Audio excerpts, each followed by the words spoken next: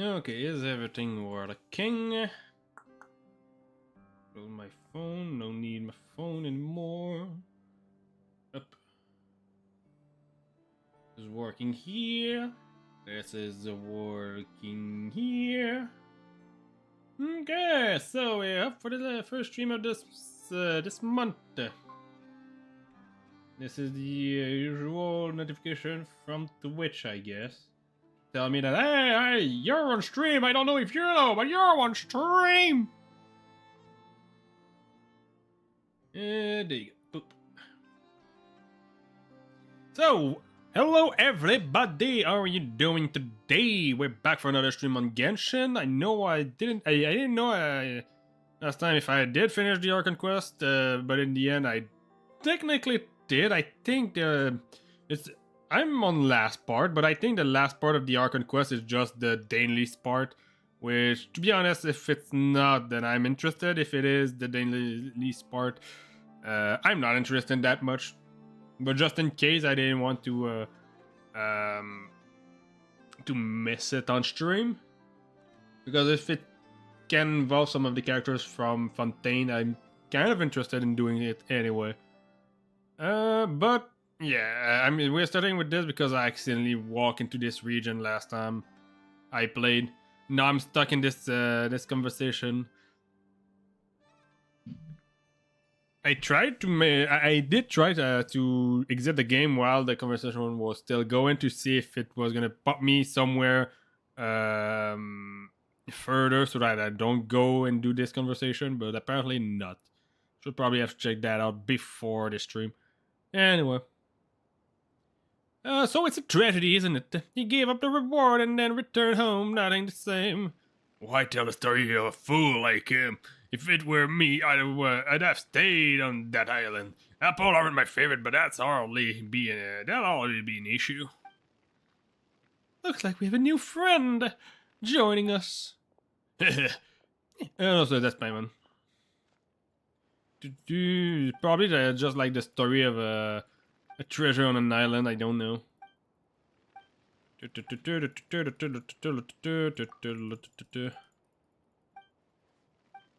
When I'm gonna do this quest, I guess I can just go back to this stream and just look at what was going on here. But I'm not interested at the moment, so I'm just gonna skip it. You don't usually skip the lore, that's sad.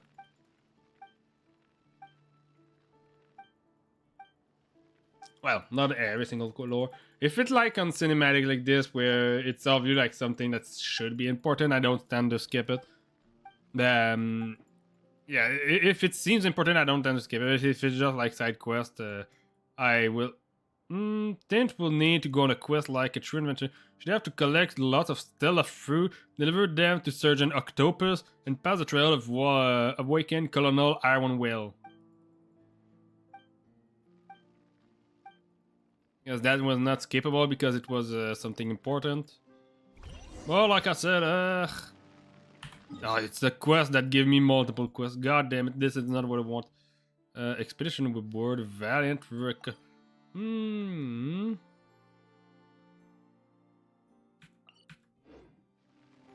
Let's see. To temper thyself! What can I choose this time around? I already redeemed that, so I cannot go for this one. Can't go for any of those because I don't have the character. But they seem to have added a couple of characters. Probably the region of Sumeru. I guess if I already have redeemed it, I cannot redeem it ever again. Kinda sad. That means it's not gonna be useful for long.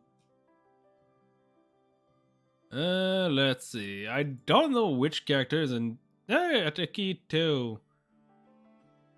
And Shenhe has finally been added. Guess I can probably go for Shenhe. It's gonna be useful eventually. But I'm kind of tempted to just look at what the concession are gonna do for them first. Nah, it's this. Boom. I'm gonna collect this. Let's see. What are your constellation doing? When they use Molten Inferno Ranging Flame, the duration of the recreated Fiery Sanctum field will be increased by 6 seconds. Additionally, when Fairy Sanctum exists on the field, damage dealt by its next coordinated attack will be increased by 50% when active characters within the Fairy Sanctum are attacked. Attacked. So I need to be hit.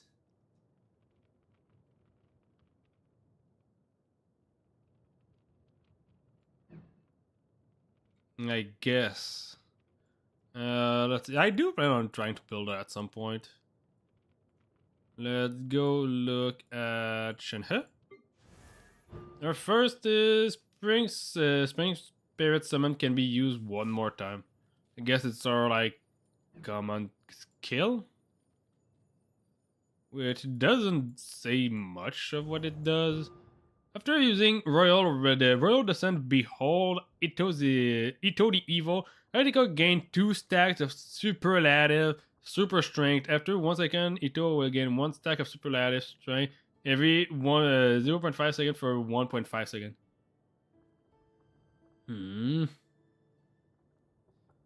Royal Descent stuff. No, okay. Once he's in his burst state. I guess I will go for Dea. Dea seems a little bit more interesting.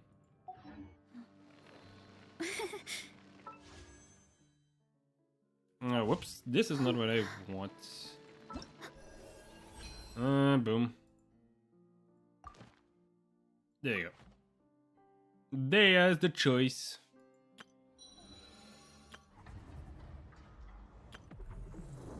The imaginary T-Dom is new now. Okay, anyway, all conquest need to go to the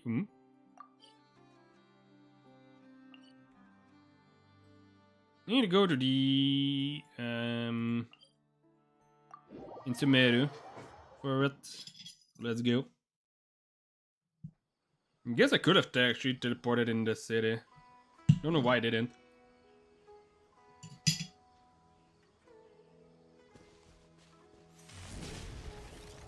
Oh, well, let's go. And yes, since it's a Genshin stream, I need to be eating something, I guess. Because I did brought myself some pie. A lemon pie to eat during the stream. That's a small piece. It's you two. I have a commission here that has your names written all over it. In fact, Actually, no, it's not a lemon, it's a lime pie. For the job. The only ones for the job? Huh. If our help is really that important, it's probably some Archon class commission, right? Never heard of that classification before. But sure, we're happy to take on this, to take this on. Which Archon do you need us to deal with today?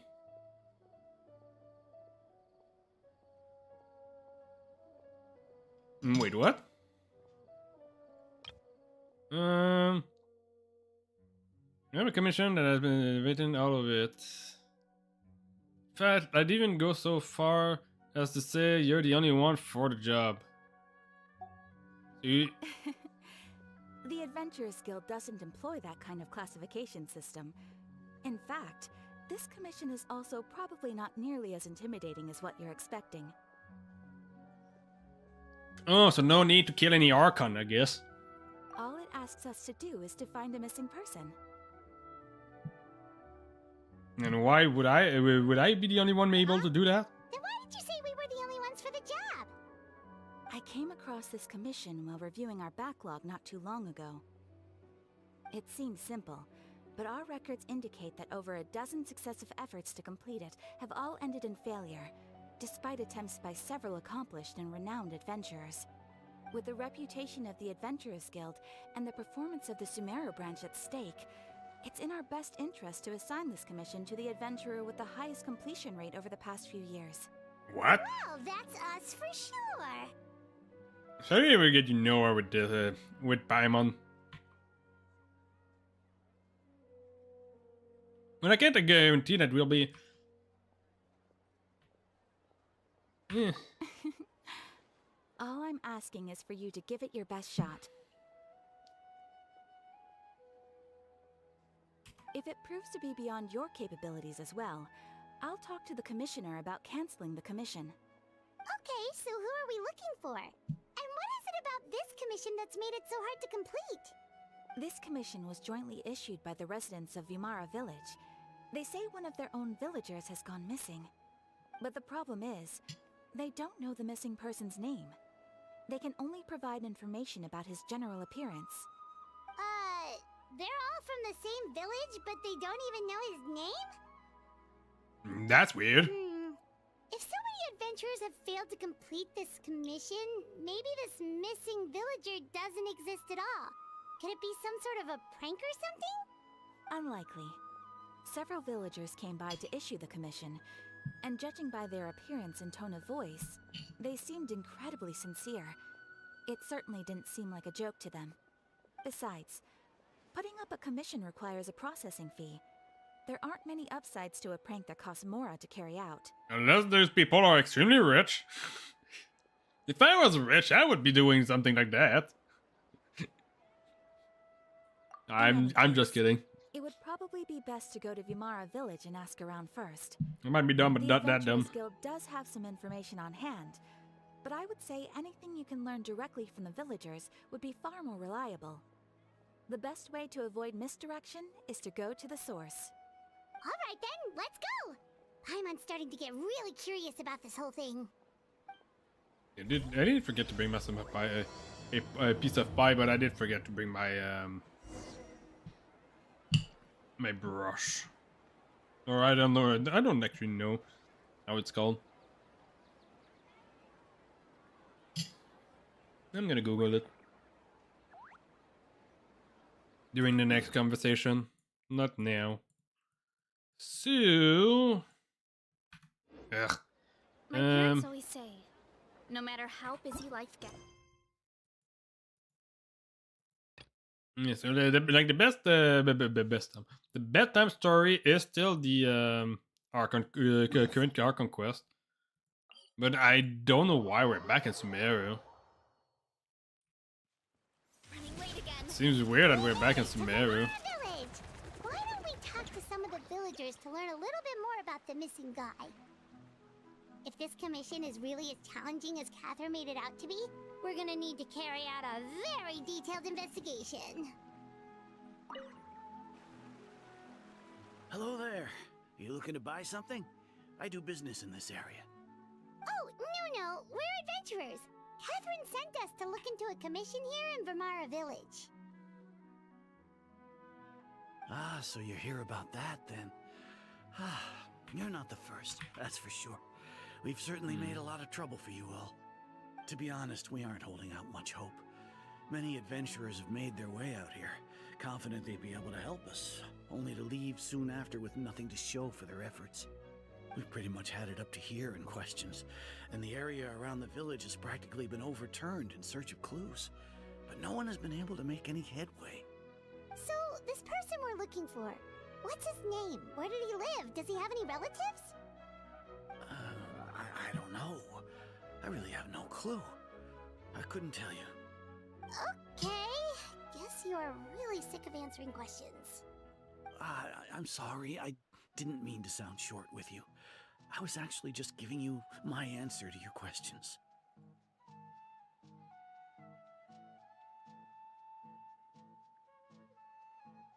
So wait, they are still not able to give us any information?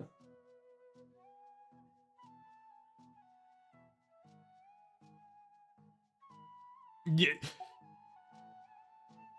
I know it may seem like we don't have anything to offer by way of information, but How do you know there's a missing person I then? have a very strong impression of him. When you live in the same village as someone, you develop a lot of memories together, you know?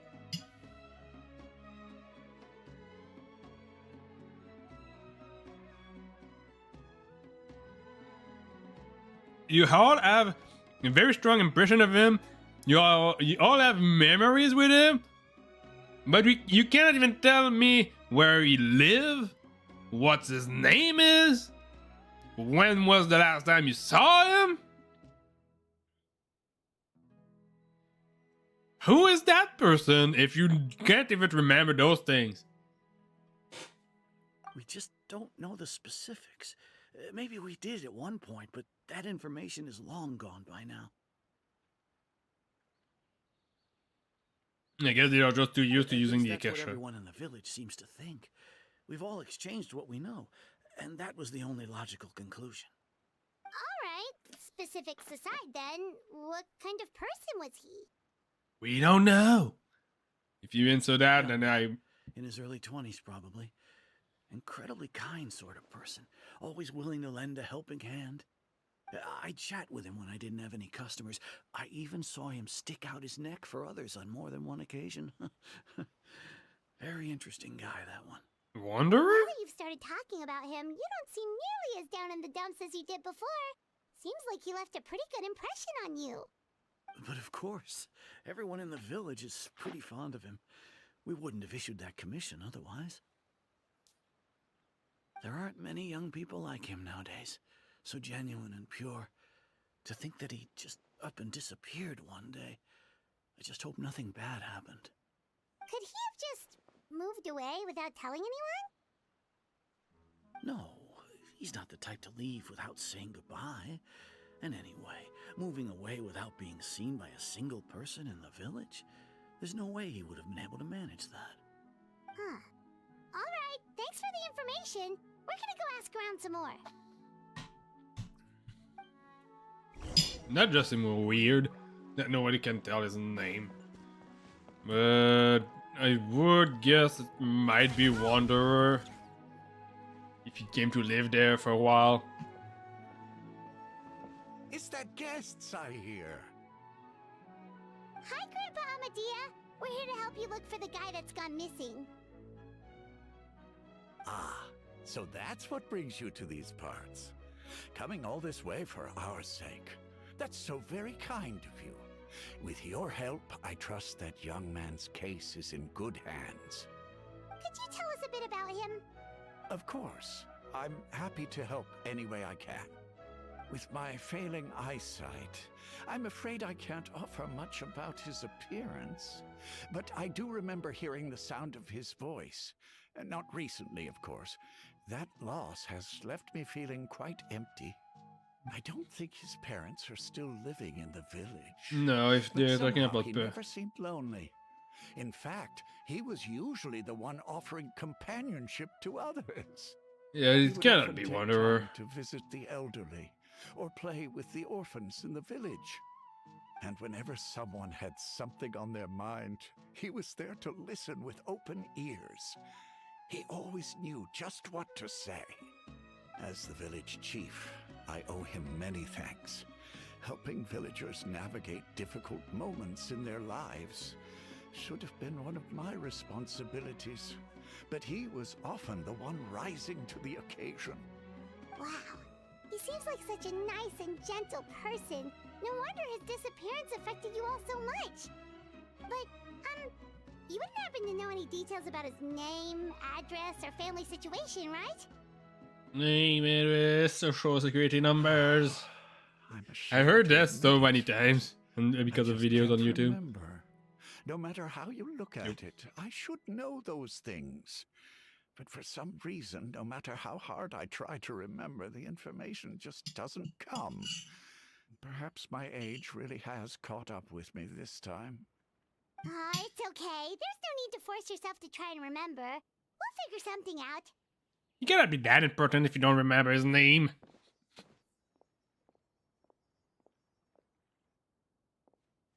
Well, Traveler, what do you think? Other things are not adding I up. even think so too. Like, the name thing. It's so weird that no one remembers his name. And nobody has been able to tell us anything about his family or where he lived. It's like this guy's been erased from reality or something. Wait, so you're saying it's not that he's been erased, necessarily, but more like he never existed to begin with? Okay, Paimon's gonna need some time to process that one. Someone who only exists in people's memories? Could it be like what happened with Greater Lord Wicked Vada? Like some sort of mass alteration of people's memory? You two are the adventurers who just arrived, right? You're here for the Vamara Village Commission? Yep, sure are. We were just looking into the case. I'm so glad to hear that. Thank goodness you haven't given up. I've been so worried the Adventurers Guild might cancel our commission.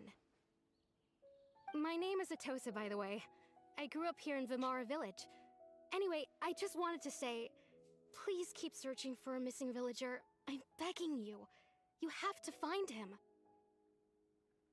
I'm sure we'll track him down. Yeah, no need to worry. We'll give it our best shot. So, were you close to the missing villager? Are there any leads you can give us? I'm not sure this counts as a lead, but follow me. There's a place I'd like to show you.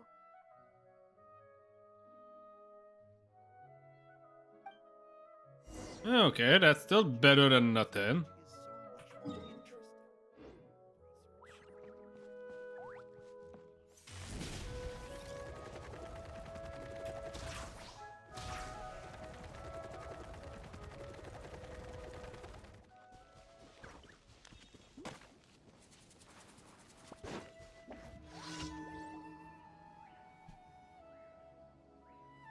Is this the place?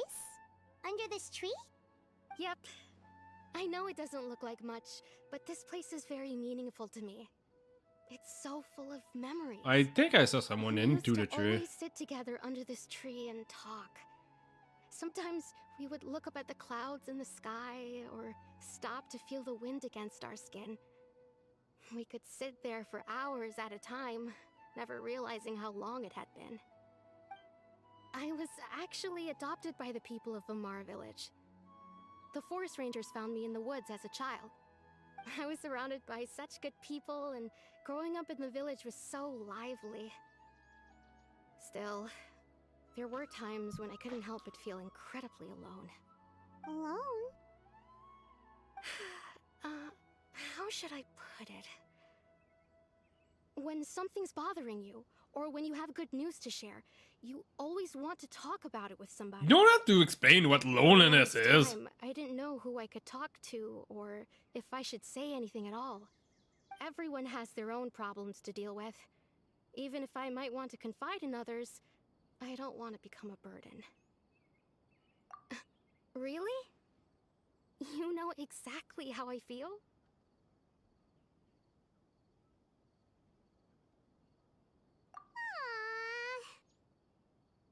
Wow, that sounds really nice. You're quite lucky.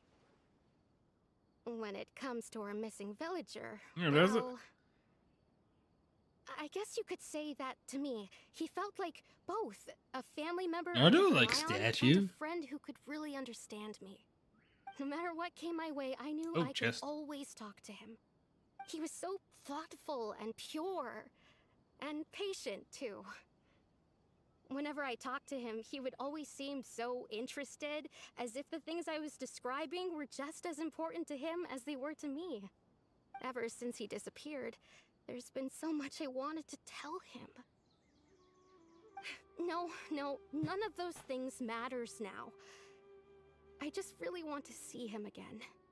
Wow, you two must have been really close. Did he ever tell you anything about himself? He mostly just talked about interesting things he saw around the village. He'd share a lot of his own wild ideas as well. Oh, right! I did ask him about his parents once. But all he said was, they're not here anymore. I didn't know whether that meant they had left the village or passed away, and I didn't want to pry. Still not much to go off of. Look at me. Talking your ear off and still nothing to show for it. I'm sorry I wasn't more help. The last time I talked this much in one go was when we were still together. Come to think of it, every time we talked, it always seemed to be around dusk, just like right now. Time always passed by really slowly. Even when it felt like we'd been talking for hours, the sun would still be at the same position in the sky. Well, time always seems to pass slower when you're relaxed, right? What's wrong, Traveler? Time never seems to pass. Based on what we've learned, this is definitely not a regular missing person case. What Atosa just told us about time could be the key to unraveling this whole mystery.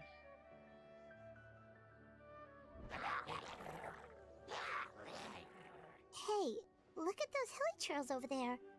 Doesn't it seem like they're acting a little strange?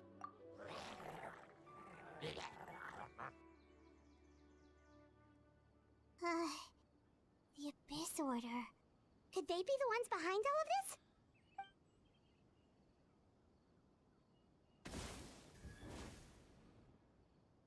Uh-oh, we've been spotted! Quick, get ready to fight!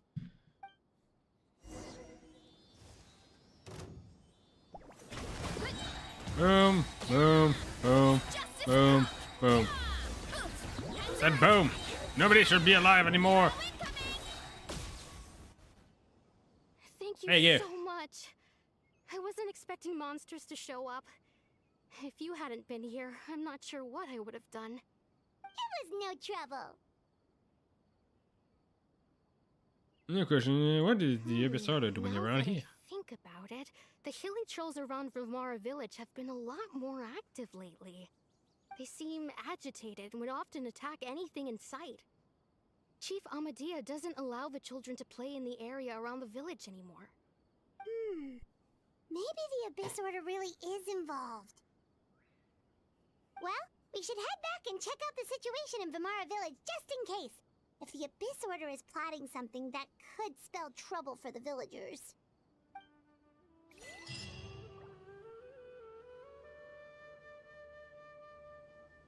Wait a second. That person... It's Dainsleif!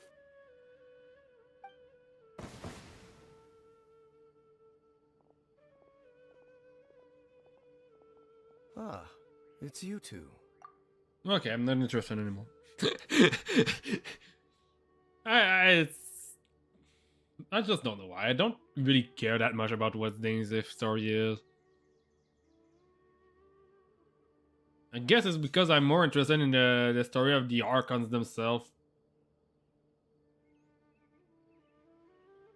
Anyway, I'm gonna come back in a little bit. I'm just gonna go and take my comb.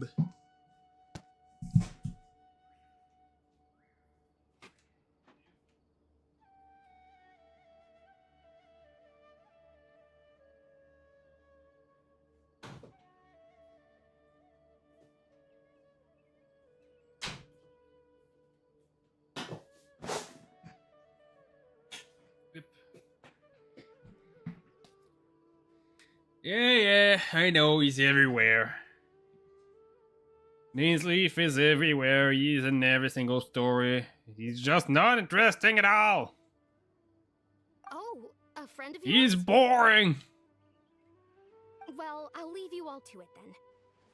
I should head back to the village and check up on Chief Amadea and the others anyway. Well, see you later. Yep, see you later, Atosa! I guess it also doesn't help that the fact that I've always seen Dainsleif as just a taller version of Why do you Travelers. always have to pop up out of nowhere like that? Is it your life's mission to jump scare us or something? It's Exactly. hardly I'm in personal with or Paimon here. intentional, for that matter. As long as you and I are both in pursuit of the Abyss Order, we're bound to cross paths. Ah, so you're here to investigate the Abyss Order then. That would explain the monsters you were fighting just now. Naturally. Hold on. Are you not here for the same purpose? Yeah, we ran into them on accident. No matter. It may have taken you a while to catch on, but I'm sure you've also realized by now that there's something strange about this place. The Abyss Order is most certainly planning something in this area. Or worse, their plan could already be in motion. So you think the Abyss Order is behind the hilly trail activity in the area? As things stand, I highly doubt that is their primary motive. I would imagine the increased hilly trail activity is merely a byproduct of whatever it is they're really trying to accomplish. Still, the hilichurl activity is causing a lot of problems for the people here. We should stick around for a while and protect the village, don't you think? The best way to protect them is by figuring out what the Abyss Order is truly planning. That is how we prevent further tragedy. Well, let's see what more we can learn from the villagers, and after that, you also owe us many answers. And you shall have them. What did I never send you in? intended to hide Many anything answer. from you. Don't worry. There should be ample time to talk.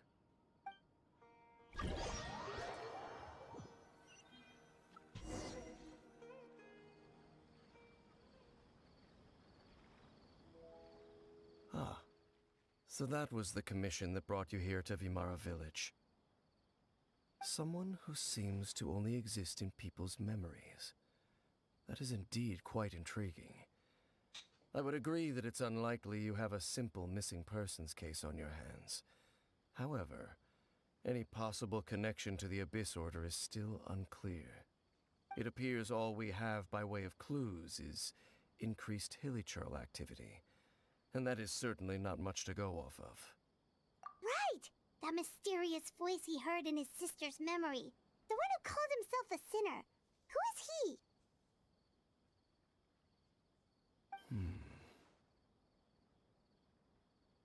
Traveler, let me ask you this. Do you believe your sibling to have betrayed you? I would have faith in her. In a manner of speaking, yeah! I sense hesitation in your words. After all, you still haven't figured out the whole truth of what happened. There's still hope for the two of you to reconcile. Irreparable damage has not yet been done. The Who sinner knows? you wish to know about, his situation is different. He and his fellow sinners have long betrayed me, and long betrayed their nation. His name is Vedrfolnir. Yeah, I'm gonna go get it when I have the I'm loath opportunity. to admit it, but he is also my kin, my older brother. Your brother?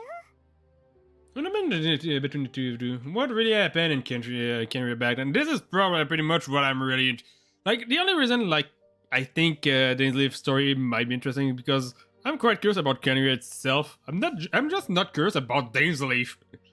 I think that's the problem. I'm not curious about what's going on with Dainsleif. I'm just curious about his country. There were 5 of them, the 5 sinners of Kanria. The wise Roptatir, the visionary Vedrfolnir, Gold Rhindaughter, We've heard of the Rhindaughter Sotologi, and Rehir of a little bit. Solari, Sotology also. Rerir. No matter how eroded my memory may become, Wait a minute. Now that I think about it. their names. Verdfolnir, Rheindotir, and Solnaris are all.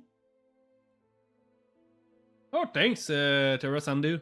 Those names are all names that what is Cork mentioned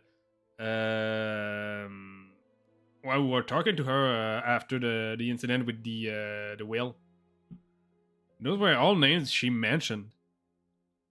So they were all people from Canria? Yep, the 5 sinners. So all the sinners are from Canria. Okay, I didn't know that. No matter how eroded my memory may become, I will never forget their names. One day, I shall have my vengeance. Oh yeah, it's not Solnari, it's Rerir.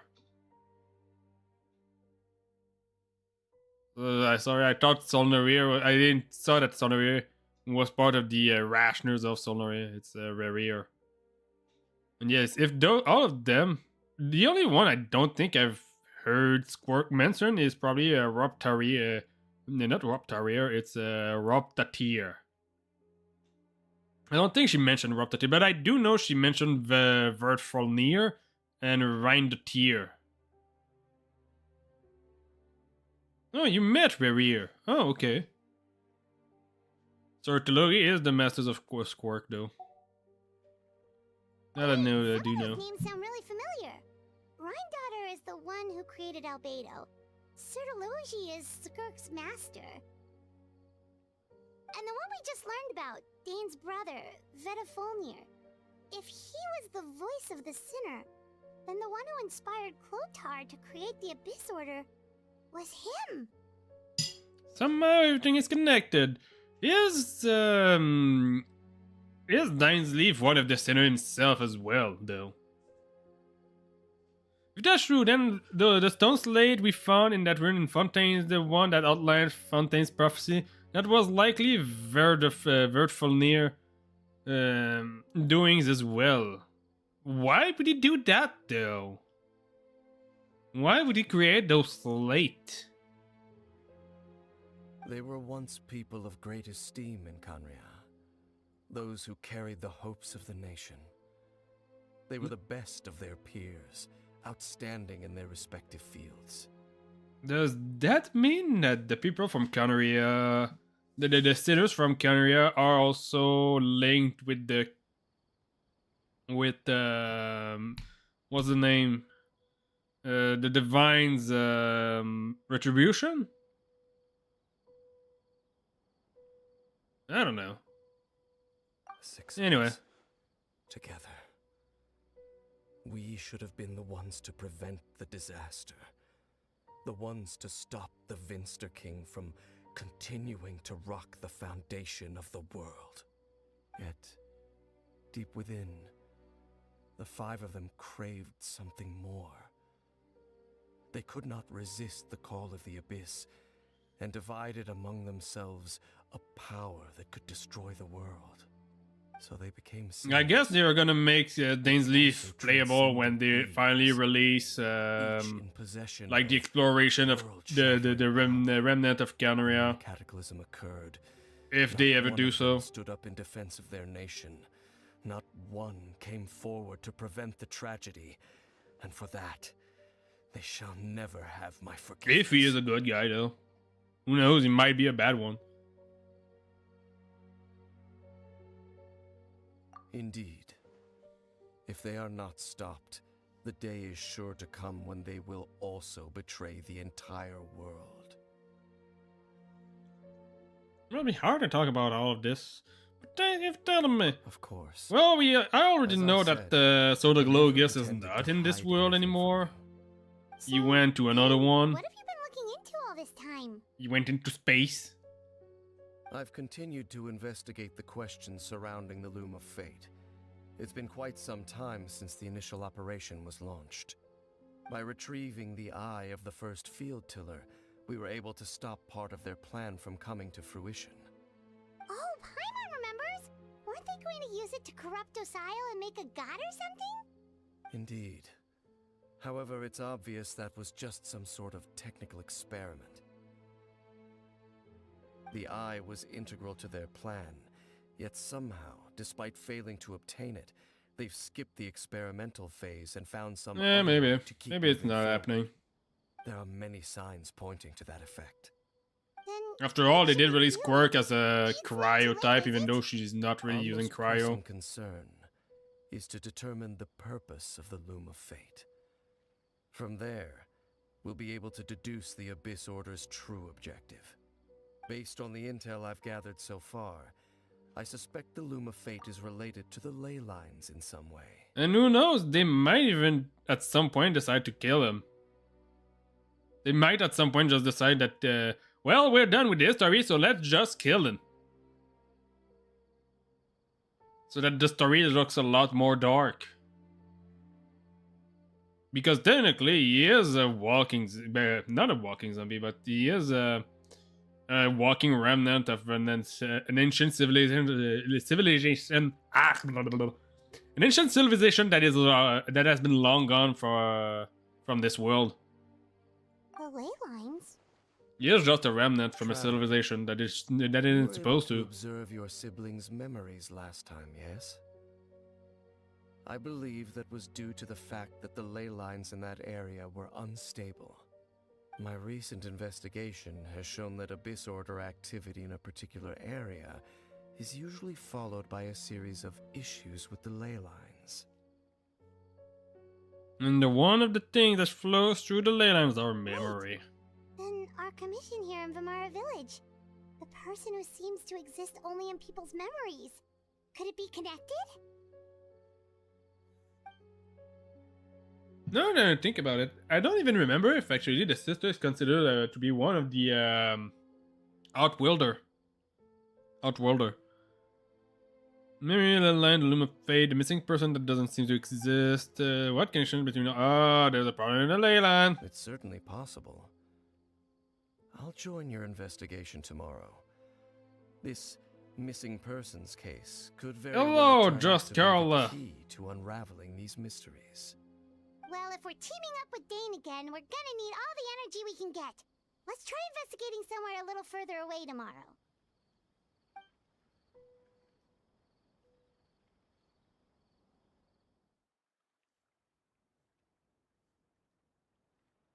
Doo-doo-doo.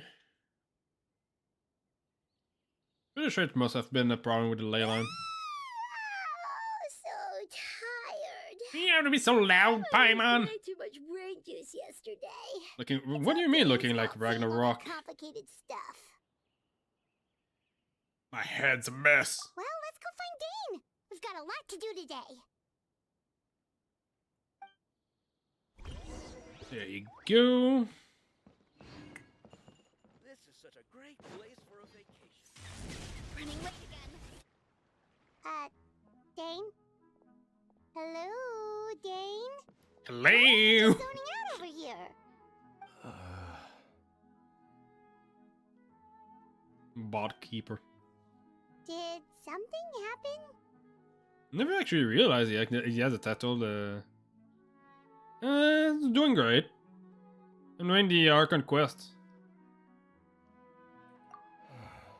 The missing person from your commission. Could you describe them to me? Oh, early 20s? Seriously, Dane, what's going on? There appear to be certain memories in my mind that weren't there before. Memories of him.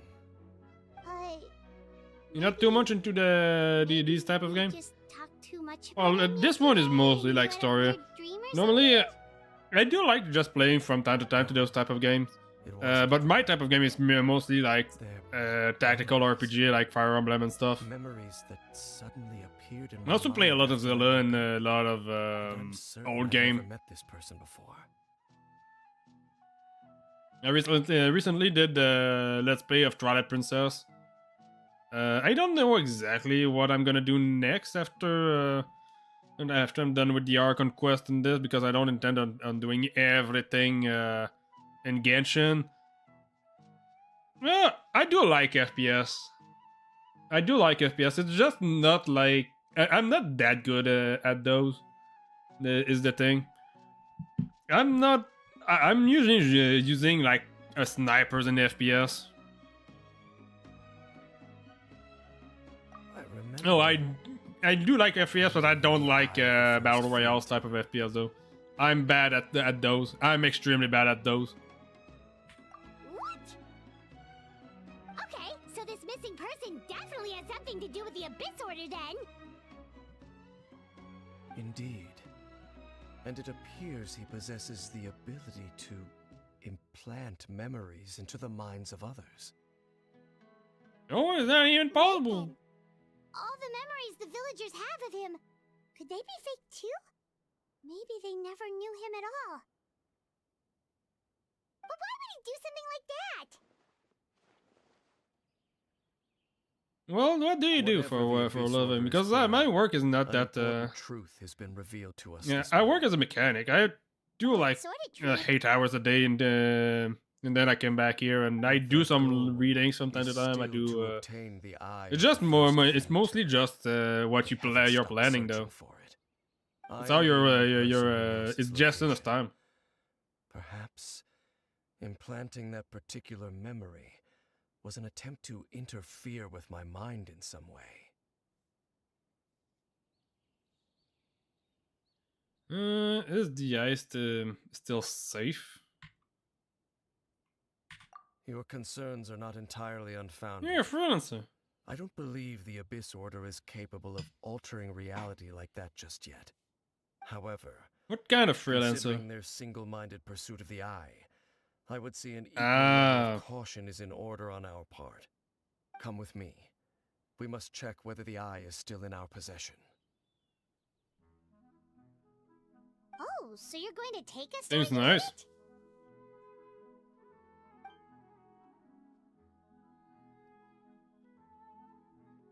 Where does someone follow us? If we go straight there and someone is on our tail, are we just exposing the eye's location? Kinda. Maybe there's the reason of the obvious over and planning that memory in the first place, the first Danes to confirm the eye's location.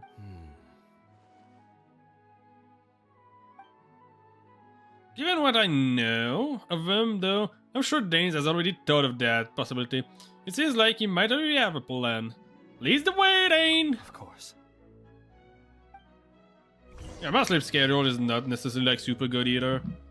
I'm working like night shift. Well, mostly night shifts, to be honest. It's from 1 p.m. to 10 p.m. because I have an hour of breaks in the meantime. And then I come here. On the day that I'm streaming, I arrive at approximately like 10:30. No, not car mechanics. I'm doing trucks and trailers. And when I arrive here, it's mostly like So you hit it I way try out to make here? myself like something to Really eat easy first. place to discover, Then I go that's for take a sure. shower Well, and let's go check quickly to see remove if my it's- bed from the room and start the planning everything for the stream. Because I also sleep in this room.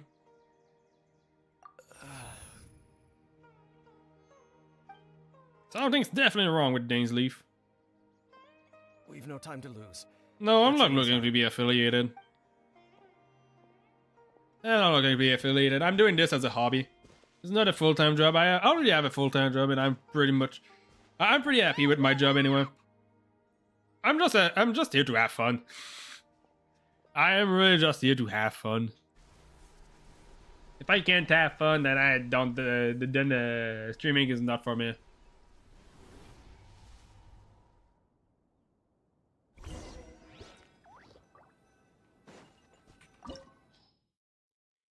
There you go.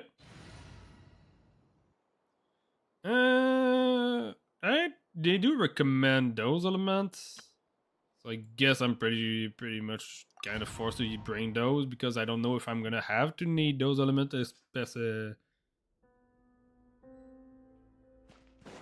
Hurry up, Grassa! Boom.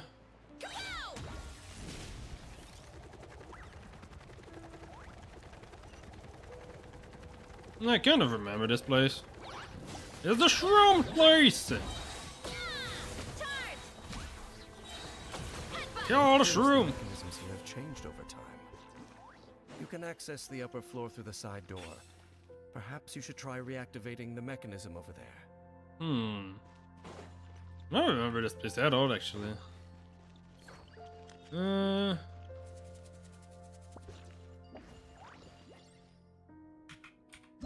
Whoops.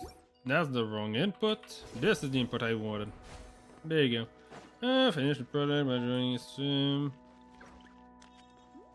But it's turning out ill. I guess it's what's supposed to say. Where am I supposed to go? Ah, there you go. Boom. Just needed to look up. It's too hard to look up! There you go. Up the oop. Up the stairs.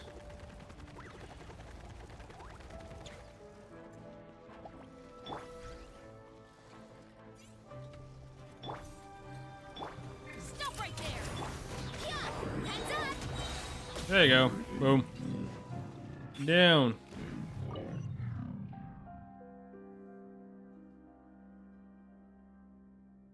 And I don't know. I was gonna say it's one of 4, but apparently it's just. Wait, it might also just be one of 4.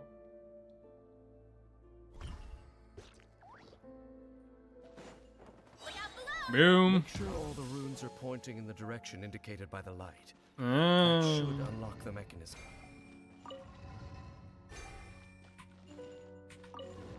Oh, that's an easy mechanism. Ah, the door's open. Let's go. Our destination is chest. just up ahead. I said chest. Stop running for this. Where am I? There you go. Stop running. I need the chest. Hurry up, Brassa! For those 2 primus. Yep, I'm using the same.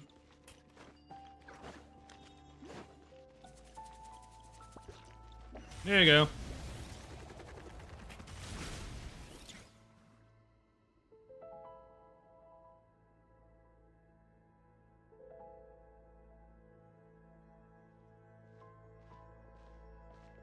Looks like we can't go any further.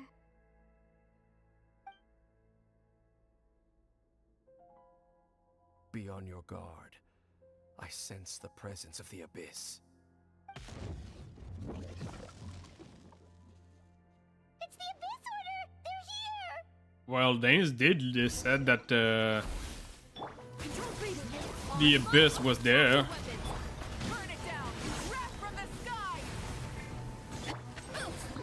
Boom, boom. I said boom. You're supposed to be dead already. There you go. Just as I suspected. The false memories were a trap. The Abyss Order just wanted to follow us here. Now that they're in the vicinity, we should have a chance to see... Dane? What's wrong? Can you feel that? There's been a disturbance in the ley lines. It must be the work of the Abyss. Wow, you must be really sensitive to that sort of thing. Paimon doesn't feel it. You too. Do as I say. Use that mechanism over there and leave this place. Leave you here on your own, will you be alright? The Abyss Order is putting something in motion. If you return to Vimara Village, I suspect you might finally have the opportunity to locate the missing villager. Just think of it as a way to divide and conquer. Just think of it as a way to divide and conquer. Okay, this is what he said. Just said actually. It's not the dialogue. It was just all right.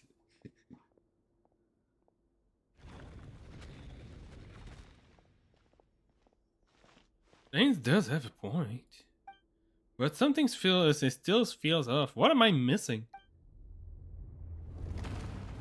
He's trying to betray us.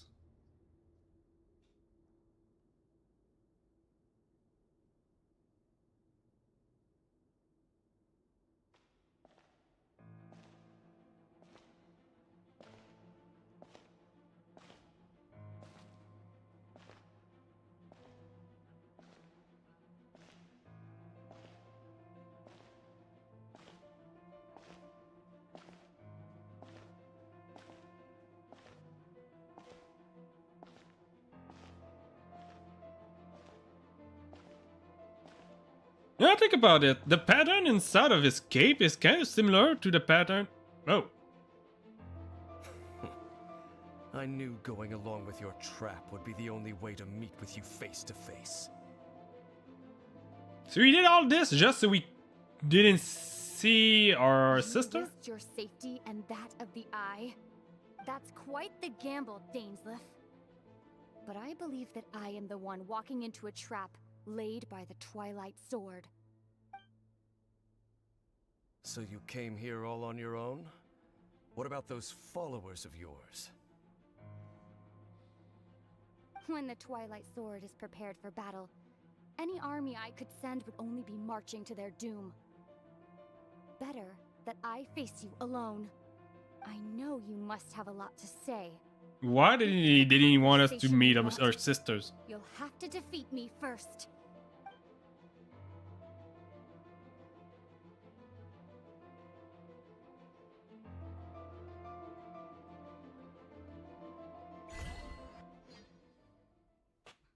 Well, this is kind of a betrayal. He do know that we are looking for the siblings. Sword And on he, the move. whoops. The ley lines are all out of whack. We better hurry back to Vimara Village and see what's going on.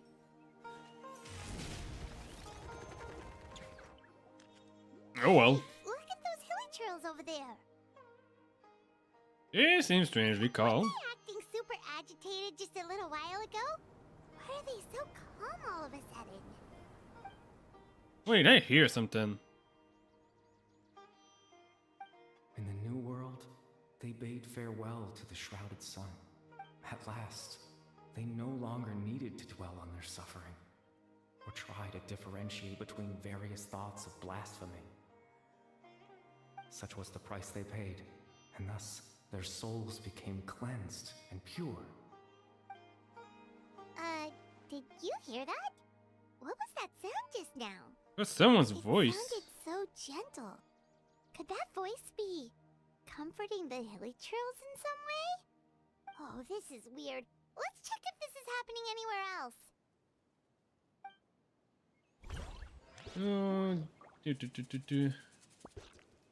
Okay, I'm just gonna go and look at this. Let's see. I'm gonna just remove the volume just in case. I don't exactly know what this is. The video doesn't seem to want to work.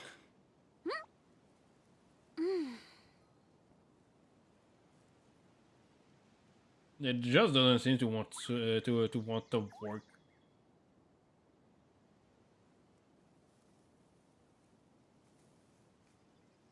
Oh well. Not working. There's a lot that goes into managing an orchard. Watering, weeding, fertilizing the soil, making sure the temperature is right. Hurry up, Grassa! Looks like the same thing is happening over here too. The hilly churls are calm.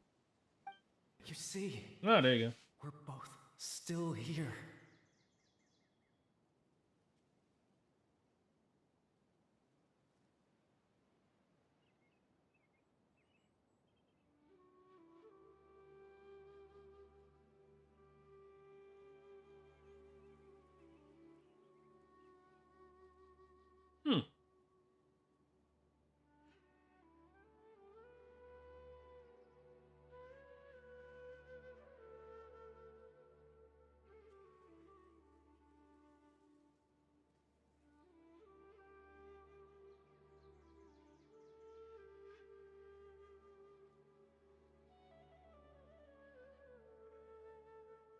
Interesting. No, it did work in the end. It just took quite a while to actually show me the videos. But anyway, We've reclaimed an endless amount of it was time nice. to love.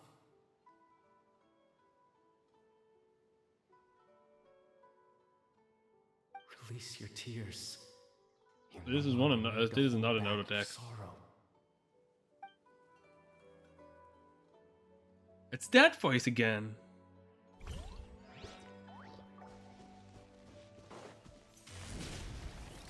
Over there. It looks like they're sleeping. In the end, he whispered softly. Why do I feel like this must be like Dainsleif's voice Sleep well, Father. when he was young? Sleep well, my beloved people. When you awake, that which differentiates us shall be no more. It almost sounds like a poem or some kind of story.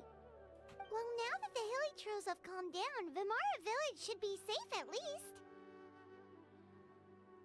Let's put this situation to the side for now. Dane said this might be our chance to find the missing villager, so we should head back to Vimara Village before it's too late. Running late again.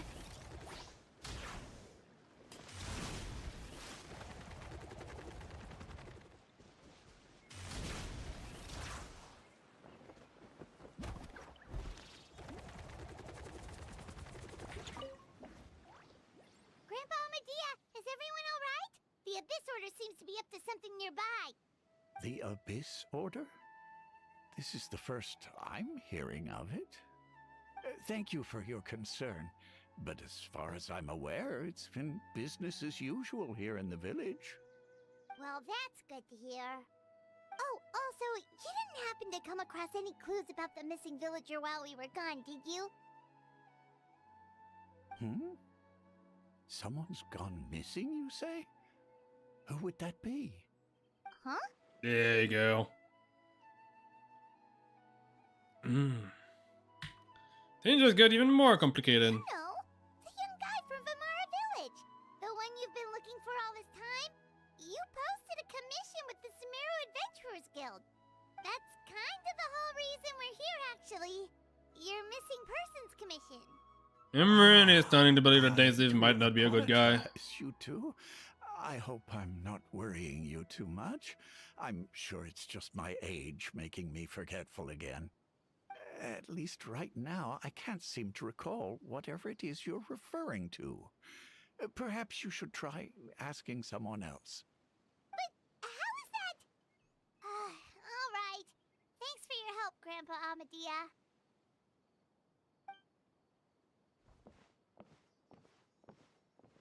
Something's definitely not right.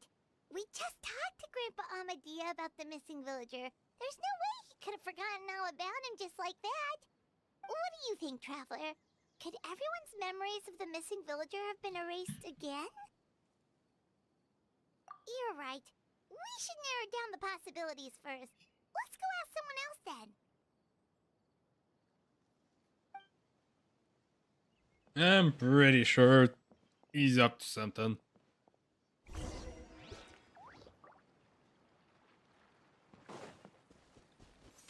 He always the worst thing is, technically, Daisy always seems to appear when bad stuff happens. Someone's gone missing? Who? Just as expected. That guy you said a bunch of nice things about earlier? The one you always used to chat with. He's around 20 years old, and you said he was a kind, warm-hearted person? Nobody's kind and warm-hearted What are here. you talking about? Really? You remember? There aren't many young people who've earned that kind of praise from me. If you're certain that's what I said, then there's only one person who fits the bill. No doubt about it. But why'd you say he's gone missing? Yeah, I just saw him leave the village. There was someone else with him, too. They couldn't have gone far.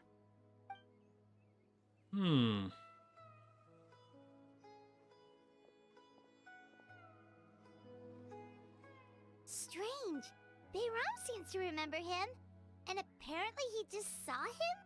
Do you think maybe it's not that there's something wrong with people's memories, but that we've somehow returned to a time before he went missing?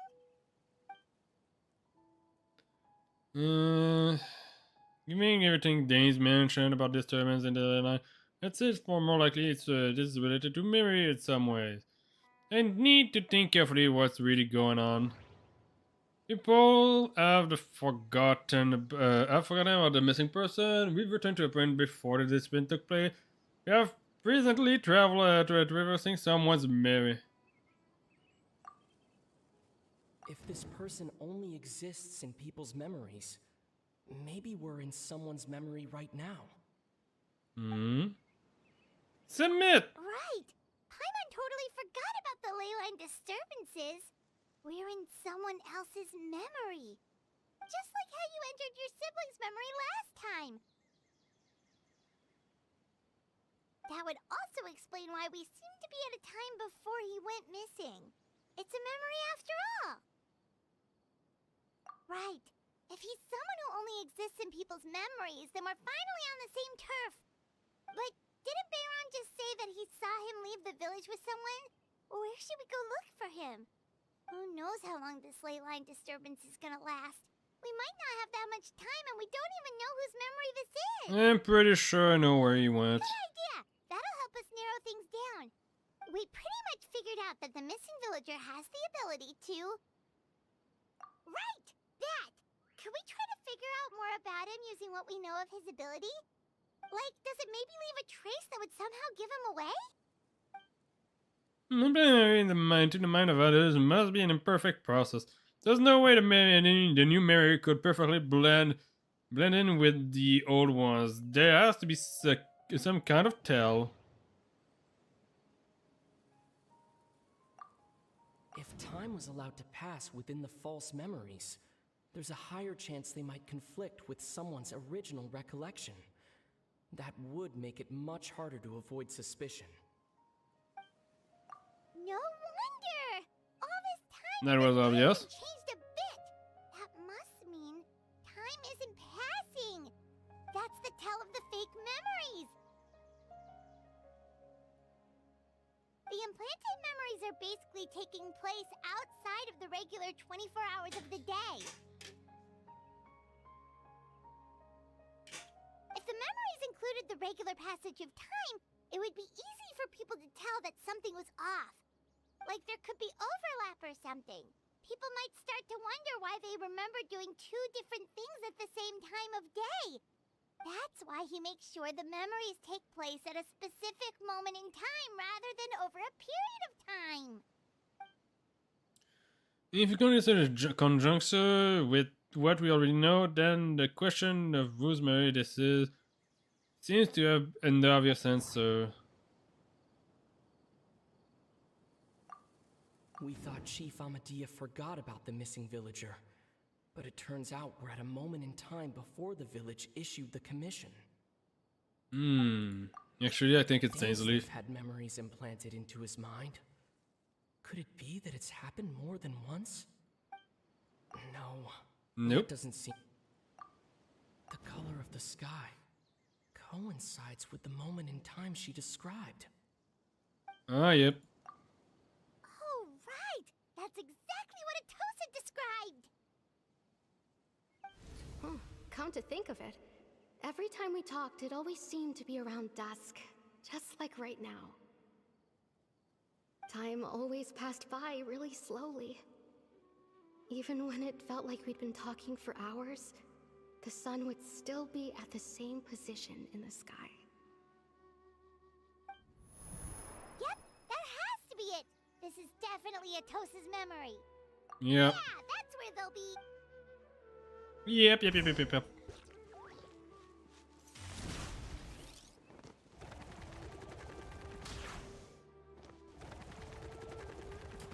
To the tree! So who's this guy? Stop right there! Bam! So, you see, Granny Jahiet was a mercenary. He is and definitely she's one of smart. the She just talks like one of that the out center. habit. She's not Judging trying to by scare the children outfit, on he is purpose. one of the center. Oh, there I go again. Always talking about my own things. Do you maybe have anything you want to share? It's okay if you don't. You could also just talk about what you think of me? She's in love with the center. I think you're an incredibly strong and thoughtful young woman. You'll meet many amazing people and live a very happy life. You won't miss someone like me. Huh? And also his eyes. Are those your friends over there? Welcome, sinner! How you've been doing this time? You know me, don't you, sinner? We finally found him, but why does he look like a kind of familiar? Oh, right. This version of Atosa hasn't met us yet. Yep. Friends? I guess you could say that. It must have taken them a lot of effort to find me. Yep, So- sinner.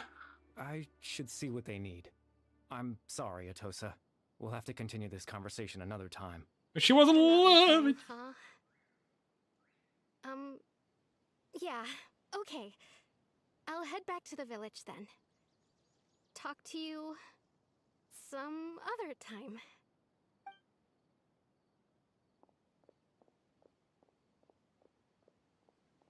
Yeah, you definitely broke her heart. It's nice to see Anyway. you, Traveler. I believe this is the first time we've met. You're a sinner. Definitely, just by the outfit, the eye, factoring in the memories of the Abyss Order, the looms of fate, and everything else. I need to think of the one person that can connect all of this together. Ba-da-ba-da-ba-la-ba-ba. Caddy Bear Talberich. I don't.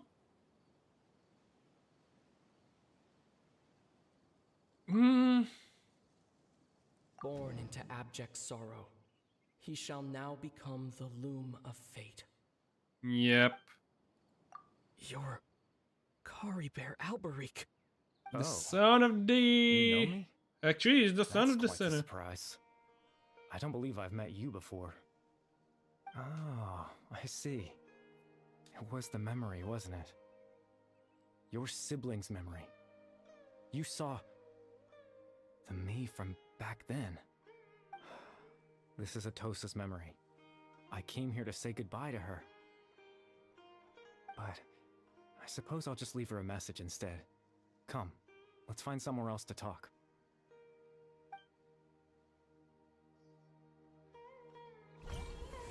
So we're switching memory now. I don't think I'm supposed to understand that text.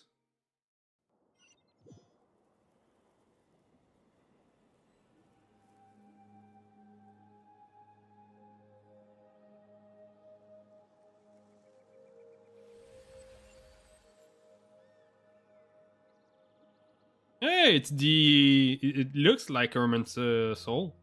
Kinda. Some sort of Herman's soul at the very least. So I was wrong. He's not the sinner. He's one of the sons of the sinner. He's the son of one of the sinner.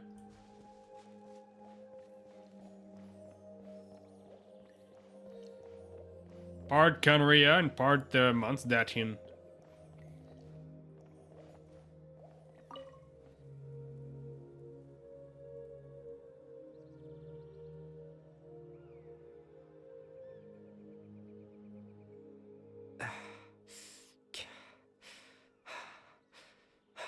What is this place? I suppose you could call it the realm of my consciousness.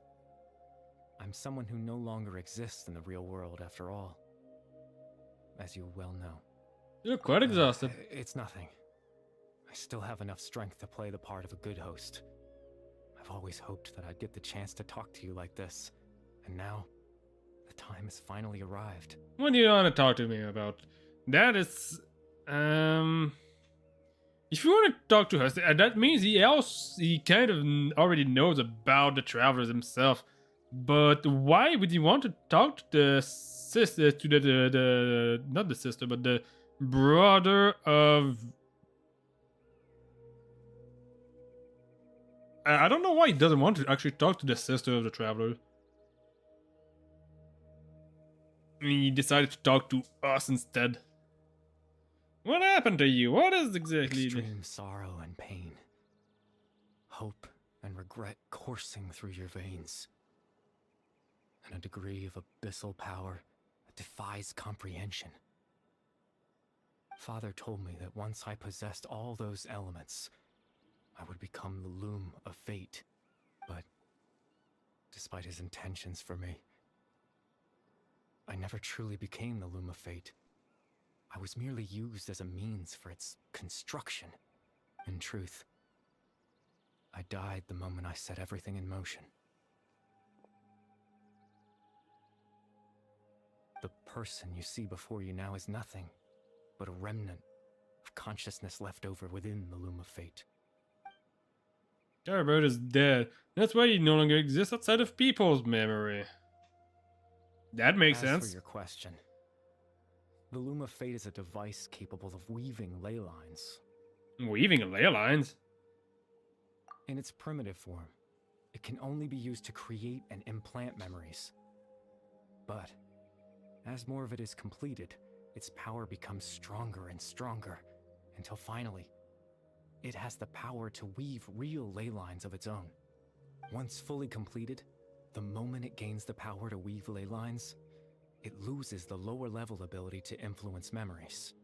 But it also becomes a tool that can change the entire world. That was sort of your ability to implant memory. Yes. I have the ability to control the loom in its semi-completed form.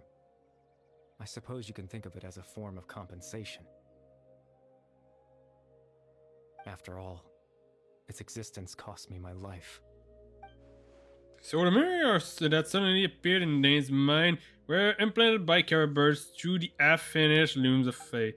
That makes sense, but I'm still lost as to why he went so far as to introduce himself to all the residents of Vimara village. Ah, that.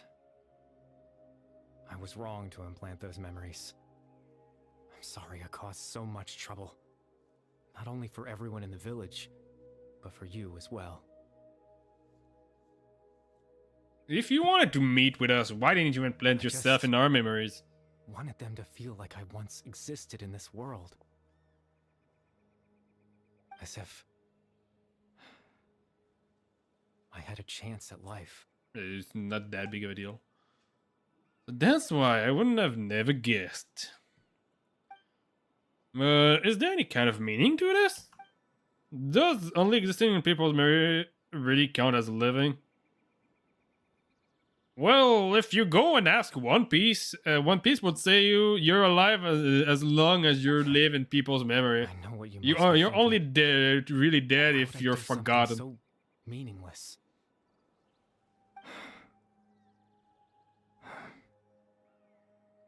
But I just couldn't accept it. I had to know what it would be like if I had my own life. What kind of person I would be. What other people would think of me.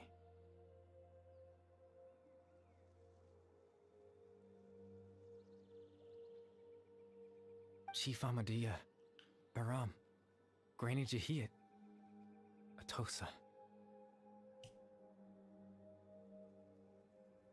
What would it be like if I could live alongside them? No cataclysm, no curse. Just a quiet life in a peaceful village. I was curious, so I selfishly tried to have my own life. Even if that meant piecing together the version of myself that could have been. One memory at a time. I know it sounds stupid. After all, my life ended a long time ago.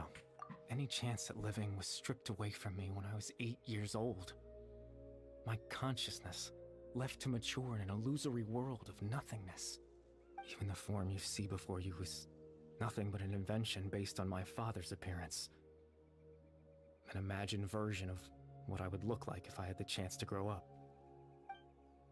In the end, this all stemmed from the tragedy that occurred in Canrias back then. No, everyone is looking for you. I know. But there's nothing I can do to make them find me. If I could exist in the real world, I would return without a second thought and surprise them with the suddenness of it all. But, well, that's not possible for me. You understand then, even though you only appeared in their memory, your existence was a great comfort to them. They all believed you once lived among them. I know. No, that was my plan all along. I just told you that. Well, now I found you. I'll continue this conversation some other time. Danes might still need my help. Captain Dainsleif. Twilight Sword, you mean? No need to meet up with him. Things should already be settled on his end. Settled? Exactly. As someone who could only exist in people's memories, the fact that I'm able to talk to you in my consciousness like this can only mean one thing. The Loom of Fate has already been completed. What? Loom of Fate is already completed? That means the the first field, the third field Tyler must have fallen into the end of the abyss. Could something have happened to Dane? No need to worry about No! Captain Dainsleif. He is the one that He's absolutely handed it. fine. I'm sure of The it. reason he lost the eye was because I happened to guess exactly what he was planning. Captain Dainsleif has had the eye inside his body this whole time, hasn't he? His plan was to lure Wait, the what? Abyss Order to a false location, capitalizing on their pursuit of the eye in order to have the chance to confront the princess. He would then hand the eye to you and tell you to take it away from that location. That way, Captain Dainsleif could accomplish his own goal and ensure the safety of the eye all at once. A very thorough plan. He never handed me That's the right. eye. Because in his mind, he had given it to you already. Wait, does that mean he gave Danes a false memory? You made him think that Before you when? two entered that false location. Traveler, wait.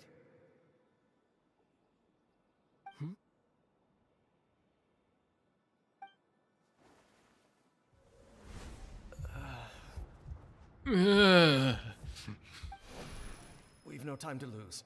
Let's head inside.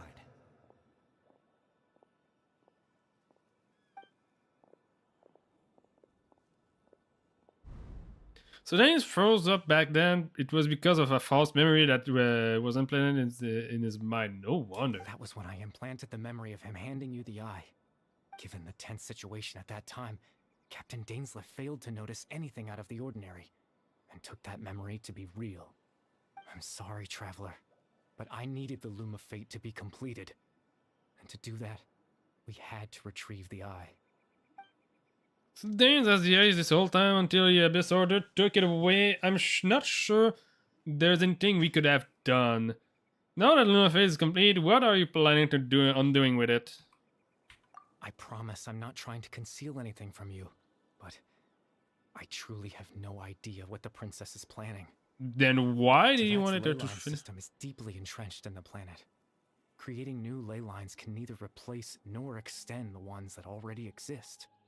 In the face of everything they could be planning, I fear I'm too insignificant to even get a glimpse of the bigger picture. In any case, I had my own use for the Loom of Fate, and my goal, at least, has been achieved. Your You goal? remember my father, don't you? Clotar Alberic. I believe you saw him in your sibling's memory.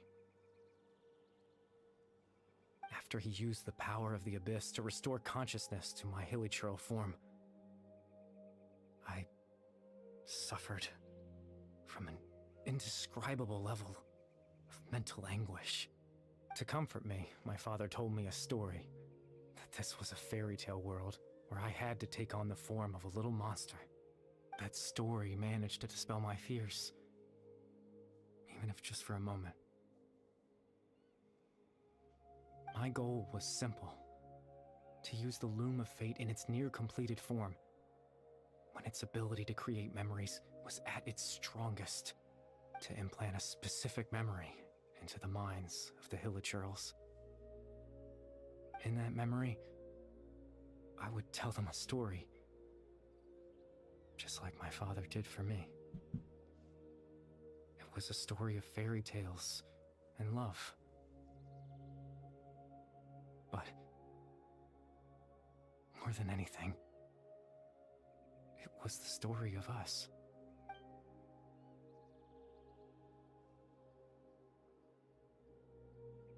The thing that caused the other church to come down back then was Carabert's story. So that was his goal. That was the only thing he wanted. He had the device as powerful as a Loom of Fate at his disposal, and all he wanted to do with it was to offer the other church a moment of comfort and I peace. can't change the world. Not when I lost the very right to exist within it. Implanting those memories, that was the most worthwhile thing I could offer. I think it was very meaningful indeed. All that's left of my existence is a wisp of residual consciousness tied to the Loom of Fate. In truth, that trace of my consciousness should have dissipated long ago. My goal was the one thing that allowed me to hold on all this time. But now, the bedtime story is finished. And it's finally time to rest.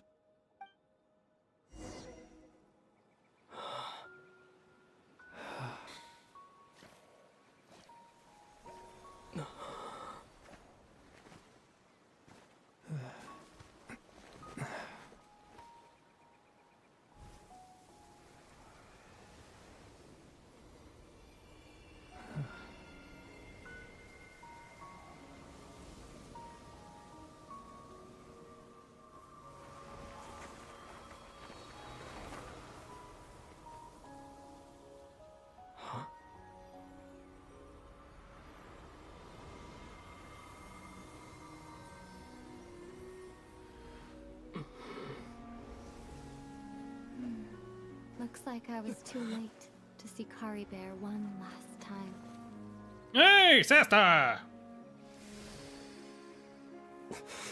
Tell me this is the real one this time, isn't she?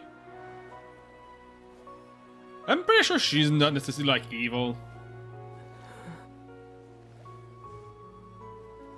I don't think she's evil, but I'm pretty sure that Kari Bear's consciousness is gone, and this space will soon disappear along with it. Neither of us belongs here. That's why we're not tangible. Were that not the case, I'd love to hug you too. but I'm not sure what Dainsleif has planned though. How about a conversation?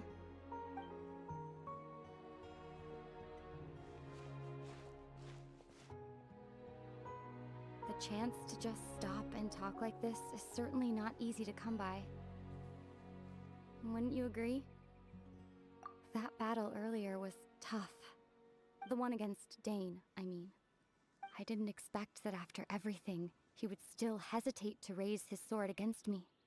Were it not for that, perhaps I'd still be no match for the Twilight Sword. Even after 500 years. The loom of fate, huh? I still haven't found a way to utilize it to its full potential. But there's still time before the heavenly principles awaken. Yes, for 500 years now, ever since the cataclysm in Conria, there's been no sign of activity. Not long ago, you witnessed the Hydro Archon destroy her divine throne. Yes, such a flagrant disregard for the rules, and still Celestia took no action. I suppose that's proof enough of the Heavenly Principles situation. However, the Heavenly Principles will awaken. We just don't know when that will be, or what might trigger it. You really hate the Heavenly Principle, don't you? You could say that. Just look at Kari Bear. He was so pure and single-minded. The space we now find ourselves is a perfect representation of who he was. Quiet and peaceful. He was just a Even kid, as a after all. holy churl, seeing the terrible sight within the mirror wasn't enough to taint his spirit. He brought comfort to the people of this world, even though he was denied the very right to be a part of it. So ask yourself this. Who was it that deprived him of that right to exist? Of course, that's only one example. My feelings about the Heavenly Principles are too complicated to explain in just a few words.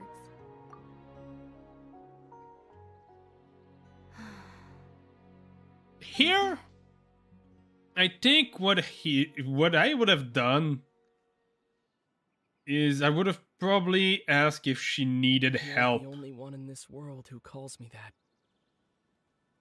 There's so much I wanted to ask you, but for some reason, I'm not interested in asking those questions right now.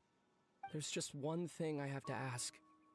One thing I could never understand. Why? Why can't we continue our journey together?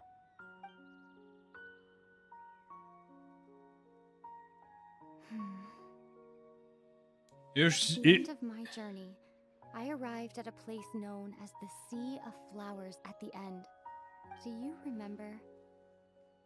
A long time ago, when we traveled between worlds together, you told me you wanted to find a place in the universe where that one flower was in full bloom. To have a place like that suddenly appear before me. Well, would you think of that as a coincidence? You mean... I miss you too, Ether. But as this war continues to rage, and as I continue to seek that final answer, I don't even know how to face myself sometimes, let alone my own brother. What's going on? This space has lost its tether. I doubt it'll be able to exist much longer. In fact, aside from our inability to physically interact with each other, There's something else you should know about this space. With Kari Bear gone, we won't be able to remember anything that happened here. Everything in space will be wiped from existence, including all memory of our reunion. You're only telling me this now?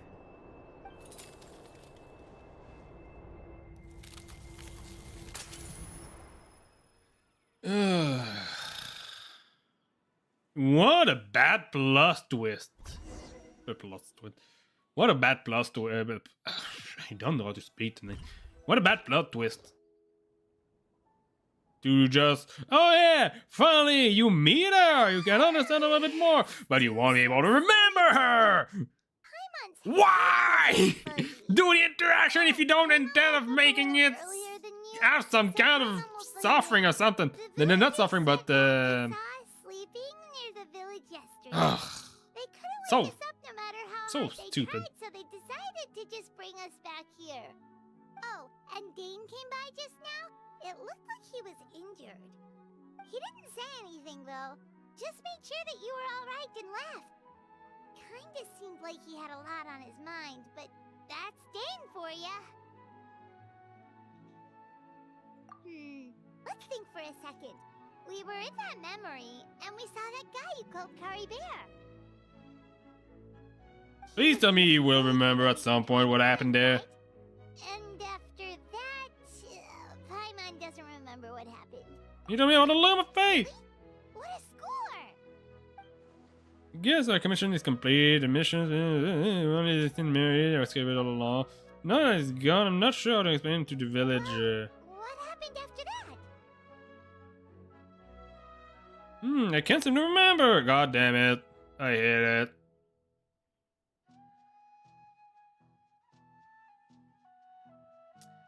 And this is what they call the best Archon quest. It ends with a nothing burger. Oh, I'm not sure why, but it almost feels like I lost something. Ah, there you are. Sleep well? No! Bayram, you sure seem happy. Did something good happen? Something good? Huh. Wasn't anything good or bad, I'd say. It's just that, well, the village organized another search party yesterday.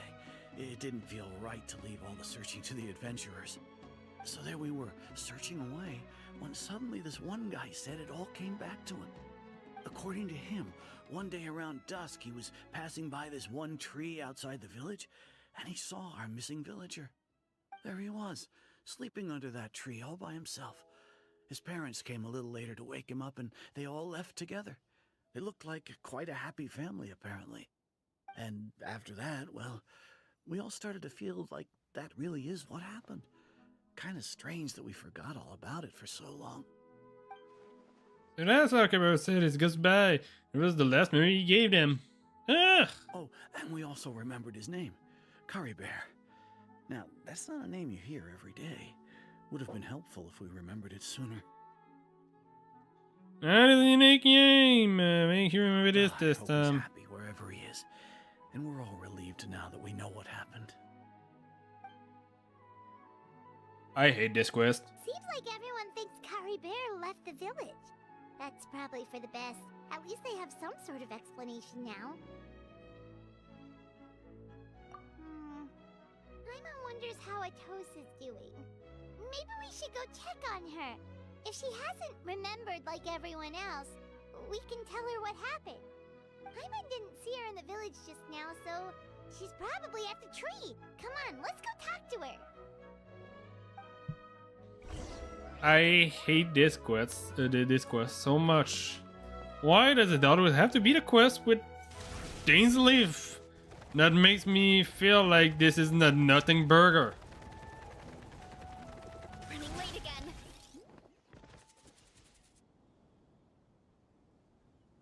Ugh. Hey, Atosa, how's it going? Because of It's you two. I was just about to go looking for you. I wanted to thank you.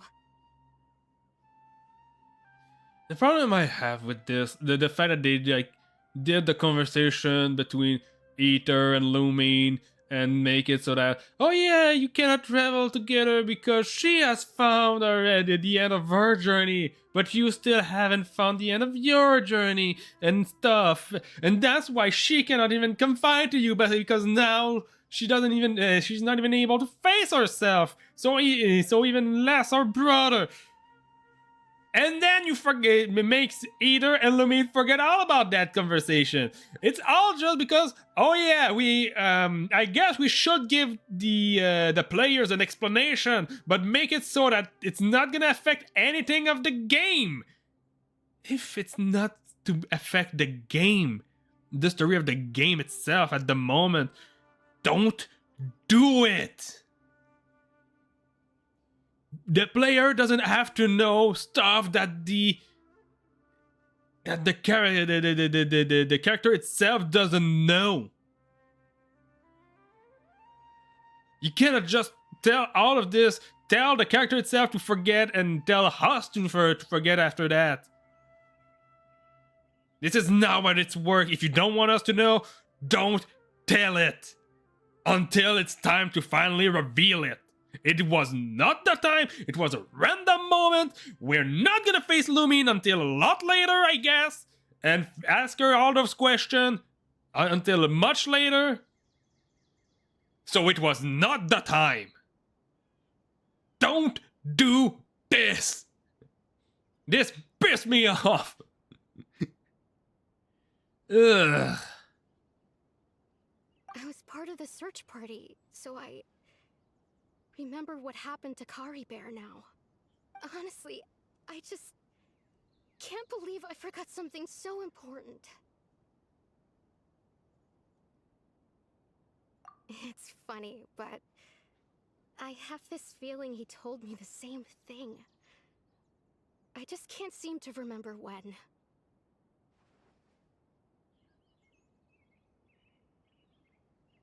I guess it doesn't really matter anyway. Life is made up of a series of memories. As long as I hold on to our time together, he'll always be a part of my life. I'm just happy I got to meet him. So, who cares what happens in the future, right?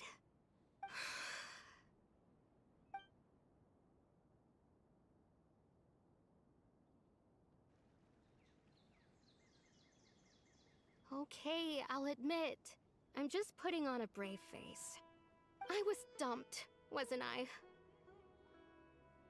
Otherwise, why would he just leave like that without saying goodbye?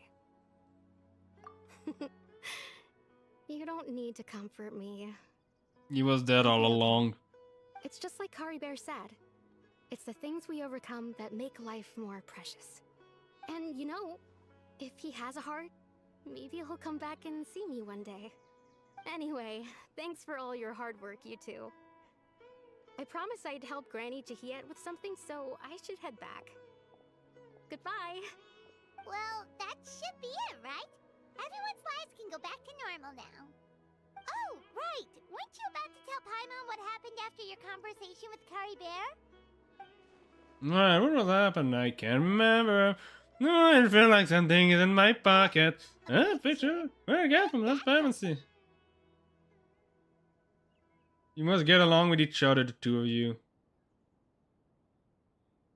Oh, so all of that was just for a little picture, but not the memory!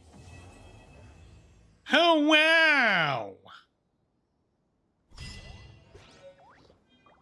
This is so annoying! This is so damn annoying!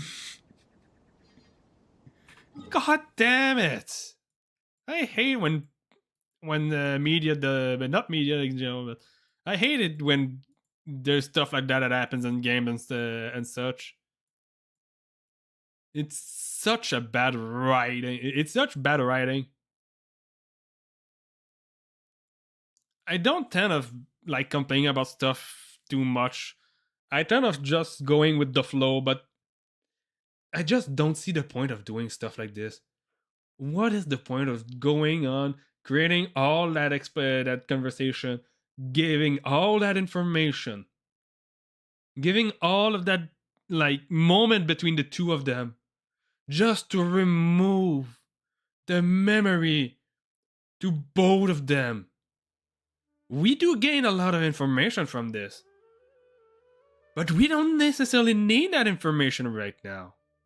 We're not gonna have the same point of view now that as the traveler. The point of the traveler was supposed to be like, yeah, we are exploring this world. He doesn't know a single thing about this world. We don't know a single thing about this world. We're learning at the same pace as the traveler. But now what happened is we learn some stuff with the traveler. And the thing that we learned got removed from the memories of the traveler. So now we have that information, but not him. Now our view of this world will definitely differ from what the traveler is going to expect from the world. If you're supposed to see this world from the eyes of the traveler, this just changed a lot of stuff.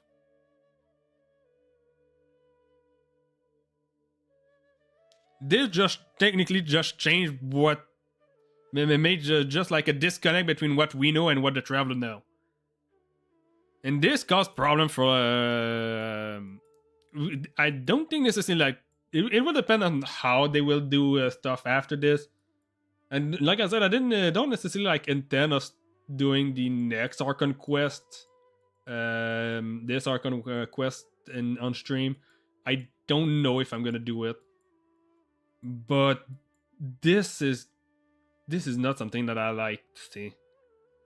I really don't like to see just stuff that if you're supposed to view this world from the eyes of the traveler, I don't like having information dumped on me so that and the traveler and the character that I'm playing forgetting about this the information. It just doesn't work the same. It really just doesn't work the same for me. Let's see. I guess I kind of want to go for the rewards. I'm gonna go do the start of the next, just to see like the goodbyes from everybody. But first, I want to spend the I want to go and spend those things. My resin. Whoops. There you go. Boom.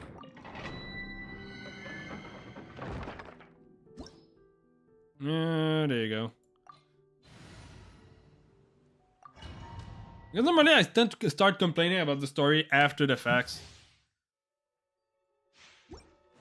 Kind of like, yeah, I guess for Engage I was a little bit complaining about the story while I was doing it.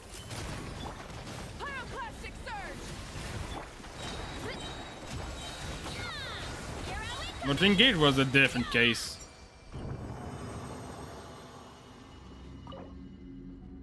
This here is just like a disconnect is definitely gonna be the result of all of this.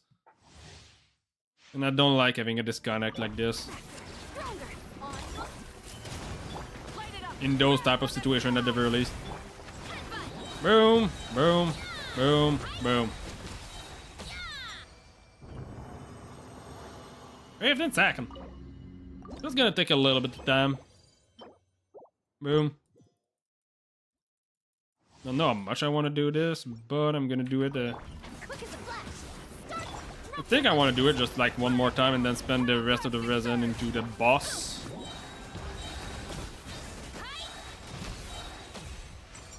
I don't even know if I have the Arlecchino boss unlocked.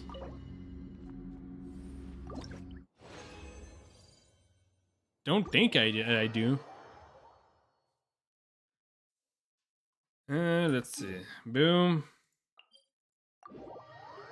I really don't think I do have the Arlecchino boss unlocked. I've never fought her. After all. I thought it was something that that was gonna happen during the Archon quest, but it didn't happen at all. Faster, stronger.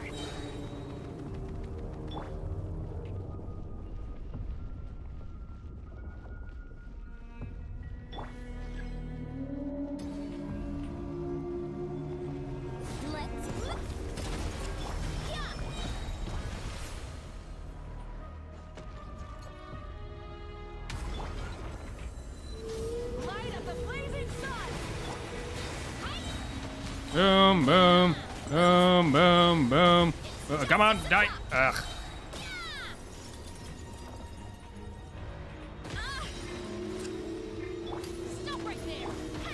Die before you leave. There you go. Boom. Man, it's just in time. Oh, nice. I think this was the one I needed as well.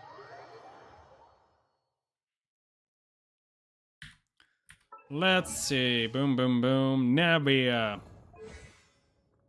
Yes, it was the one I needed as well. Nice. I can craft 7 of those. I can craft 6 of those.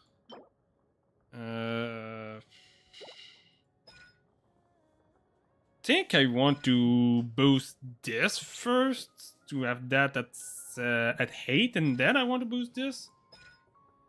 I'm gonna drown her at the very end.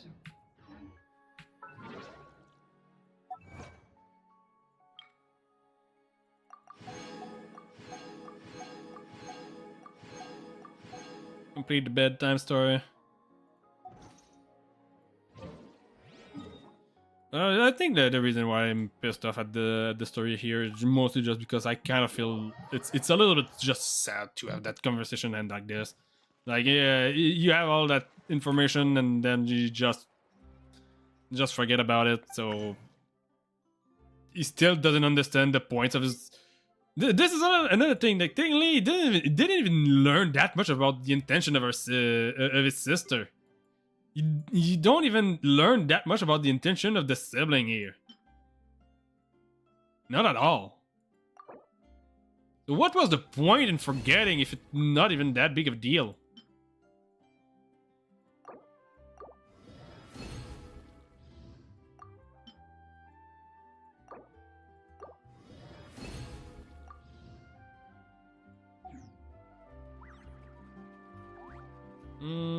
Character, Navia, talents.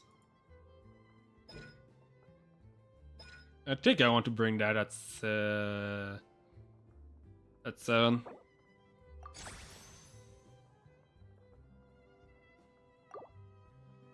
Maybe I want to bring this one at 8 first. I don't know.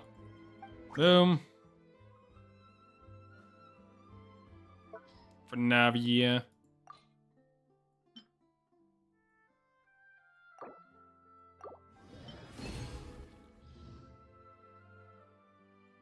Boom. And boom.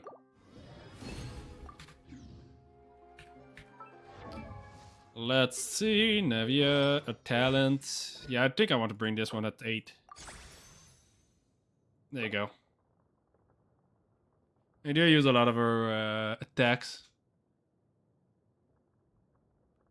She do quite a lot of damage with them as well.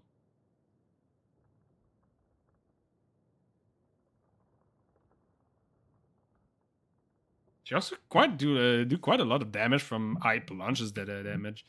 Let's see. Compared to her, well, she is the master of high plunge damage after all. But even like low plunge and high plunge is not that big of a difference. Compared to like this. Well, that's not like that much of a difference either. This is like level 11 technically. Also. Strength is one of those things where you gotta use it or lose it. So, wanna train with me? Let's see, I'm gonna take this. And claim that. Boom. I was right there, I didn't even need to teleport. That was just me being dumb, I guess.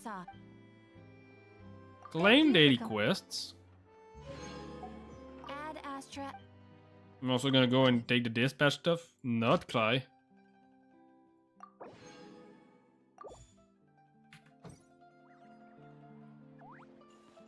There you go. Boom, from completing that quest. Arcane Quest Interlude. I don't even know it's the interlude of what exactly. There'll be an extra Let's see. Archon Quest Interlude. Because this is the start of the Archon Quest of Chapter 5. So, the Captain of Natlan.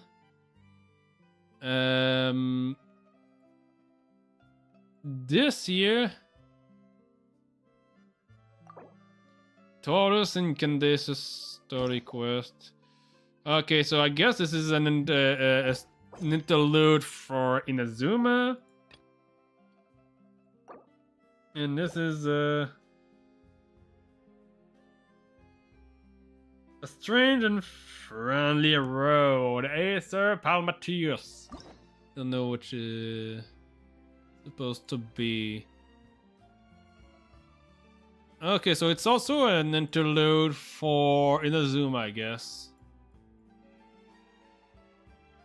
We have the Archon Quest for... not the Archon Quest, the story quest for Farina. We have the one for Nouvelle Priceley. Navia Cheerly is new. Ignis Purgatorius. You have Emily here available, but I don't have the character, so I don't think it's important at the moment. At some point I should probably start and try to do those quests that I've accepted and never just completed. Divina Volpice Chapter 1. Certainly there's also like a ton of... Nope.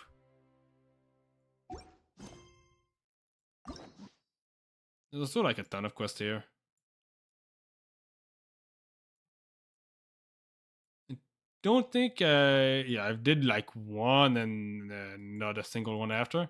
I done the one for Bennett because I heard that this one was hilarious. And I guess I like unlocked a bunch of them and just never did them. Sounds like me.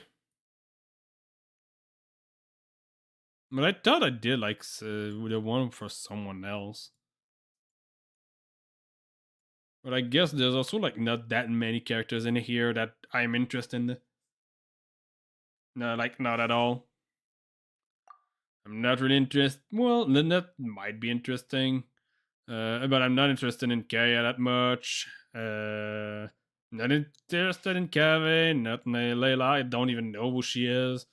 Farzan, I'm not interested. I don't even know who she is. This guy seems boring.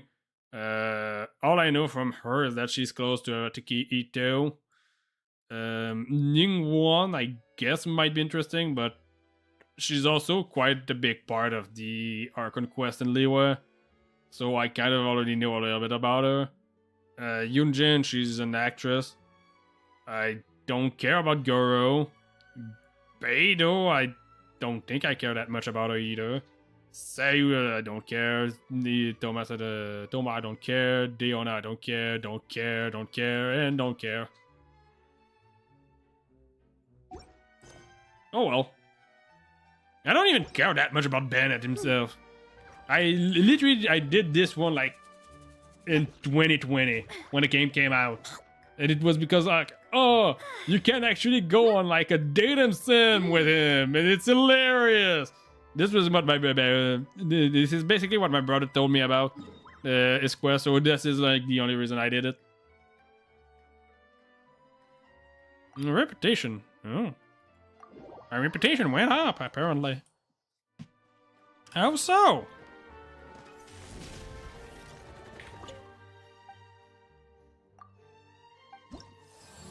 I guess it's because I did the quests. Anyway, let's go and say goodbye to everybody.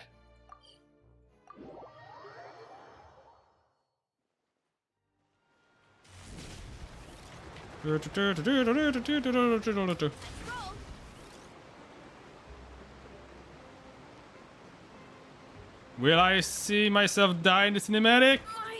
No, not at all. That was the only point where that was the only reason I didn't save myself. It was because I wanted to see if I was gonna die in the cinematic. Did it happen? Then I guess I should probably just where is it? Is it behind? What the hell is wrong with this game? If I want to go to the statue, then just put me right next to the statue. Don't bring me to the other side of a fucking building. God damn it. What's the point of going to the statue if it's not for the statue itself?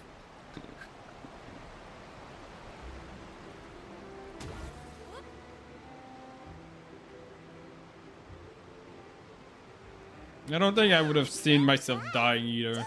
Anyway. It's time for us to embark on the next phase of our journey. We need to head to Natland next. Neverlight called it a nation of dragons, but that description doesn't give us much to go off of. We've never went through Natland. Closed off, we still managed to run into people from there in other nations. Huh. Could it be that there are no humans in Natland? Yes, yes. That look of surprise and excitement is perfect. Hold it right there. Now look at the camera. And What are you wave smiles doing? on 3. Ready? Okay, just make sure you get Paimon's good side. Wait, hang on a minute. What's with the photo shoot, Charlotte? Well, I heard you two were about to leave for the next part of your journey. After everything you did for Fontaine, the Steambird simply had to follow up on a scoop like that. Oh, I have a feeling we're going to be short on material once you're gone. Oh, so you knew we were leaving. We don't need a big send-off. That's not really our thing. Yeah, that's definitely not your style, but we got to thinking. And, well, a little change never hurt anyone, right? We? All those obstacles we overcame side by side. Feels like it was just yesterday. Don't be a stranger now, partner. If you encounter any troubles along your journey, you need only let us know, no matter the distance between us. Partings are Ah, there she inevitable, is. Of course, but distance makes the heart grow fonder, right? One I thing forgot will to tell never change. you, We'll sorry! always have the memories we made together during this time. Whoa, You mean the bad one? The one where I put you on trial and make sure that everyone will be dead or something? The one where I put your entire kingdom against you? Is that the type of memory you're gonna remember from me? Because I heard that I was not gonna apologize. Somebody told me I will never apologize. Yeah, I'm sure we'll meet next. We'll meet again. I'm gonna put you on trial next time I come here. And you know, the next time the festival roll around. Any excuse for a party, huh? But yes, you can count on us. We wouldn't let you miss out on all the fun. Well, in light of your impending departure, shall we take a photo together? Ooh, great idea. We Where's even have a Sarah professional Neuvillette? photographer with us. Charlotte, would you do us the honor? Feels kind of weird to be the only man there. Just give me a moment to set the camera up.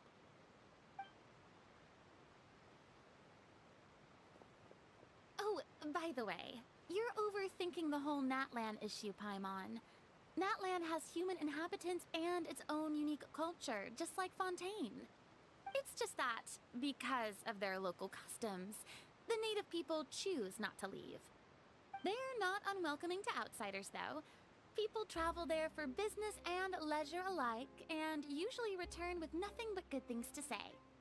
Many members of the Spina have visited in the past, too. Well, that's a relief. Hopefully we don't get swept up in any major drama this time. Don't speak this soon. Hope you didn't just jinx us.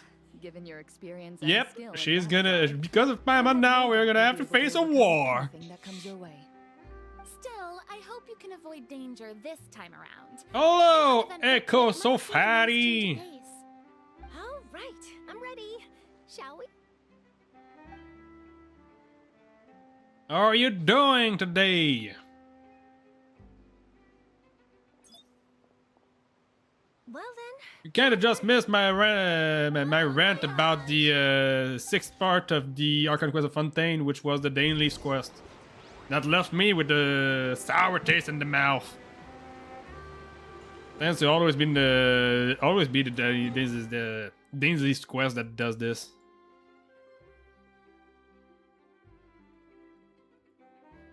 Okay, I guess this was the goodbye. Let's talk to them really one last time. Safe travels, traveler. You're welcome back anytime. If you let us know in advance, we could arrange even more people to greet you when you return.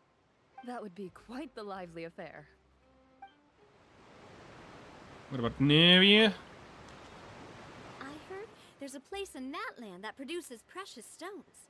Next time there's a lull in my work, I gotta go pay it a visit. Okay, so she wants to visit Natland. One picture to publish and one to keep for myself. Perfect. I don't know. I guess it's because of the time I'm doing the stream. I really don't know. I never said anything about Indian in my stream stuff.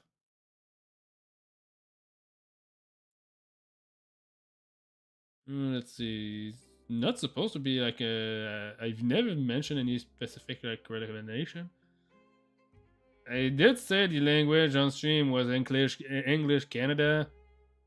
No, I don't know why. I think it might just be because of the time I'm doing it. It might just be because of the time. It's literally like past midnight at this point. It's like 1 a.m. to 1:30 a.m.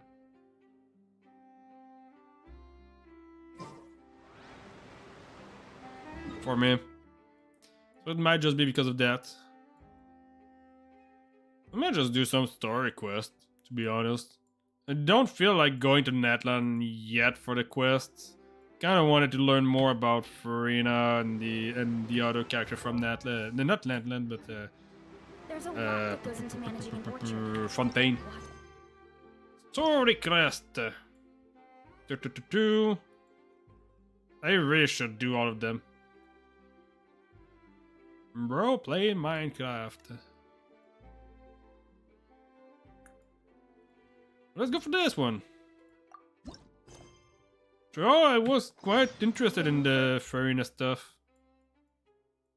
I'm quite curious about what happened to her afterwards. I guess I just didn't select the quest. Navigate. There you go.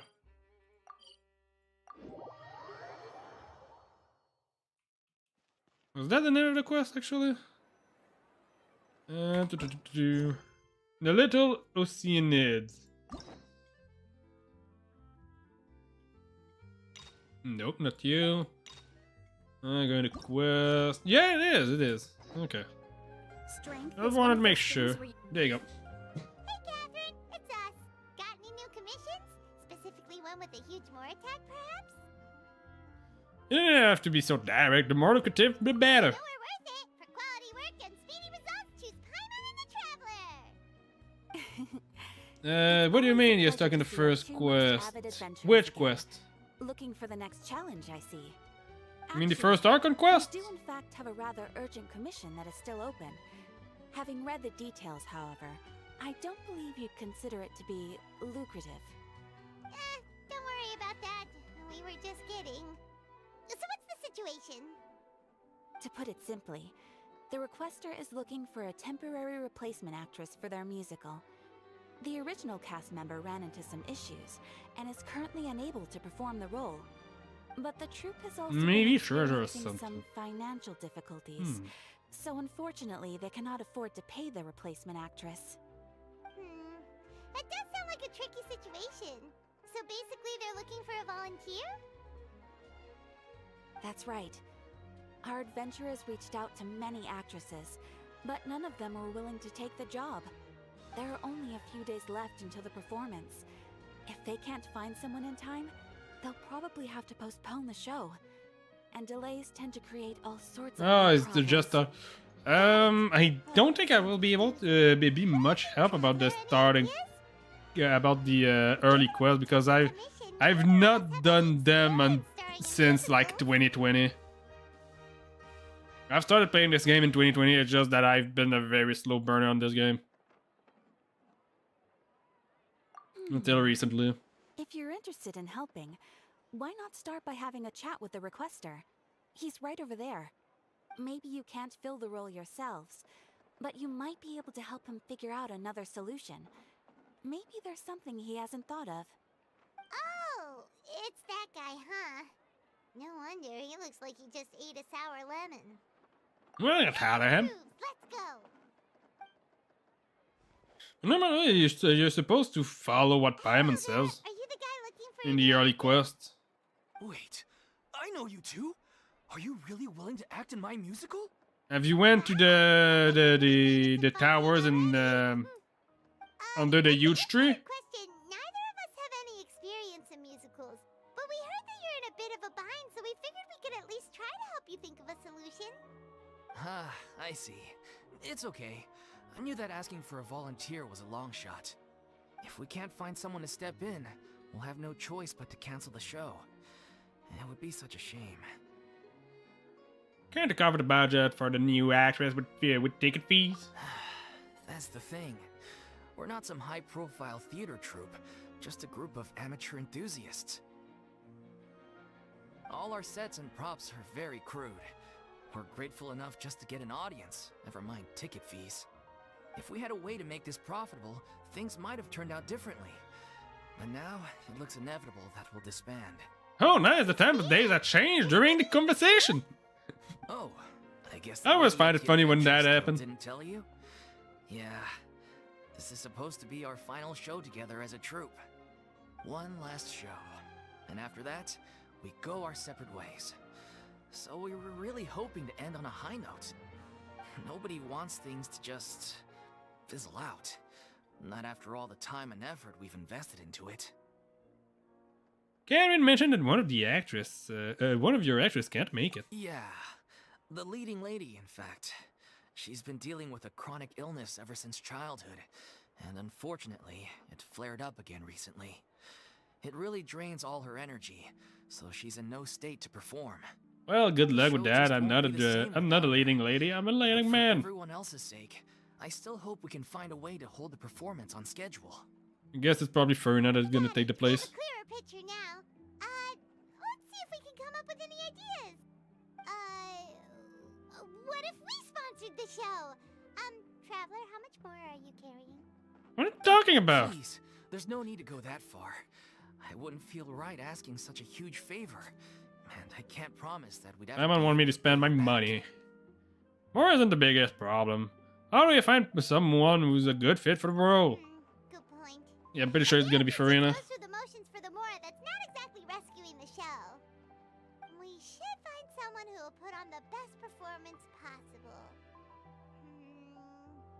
Oh, wait! What about... you know who? Great minds think alike. I was just thinking about that. That's how you know we're the best of partners. Anyway, she should have all the free time in the world right now. She's really good at performing, and she was once super popular with the crowd.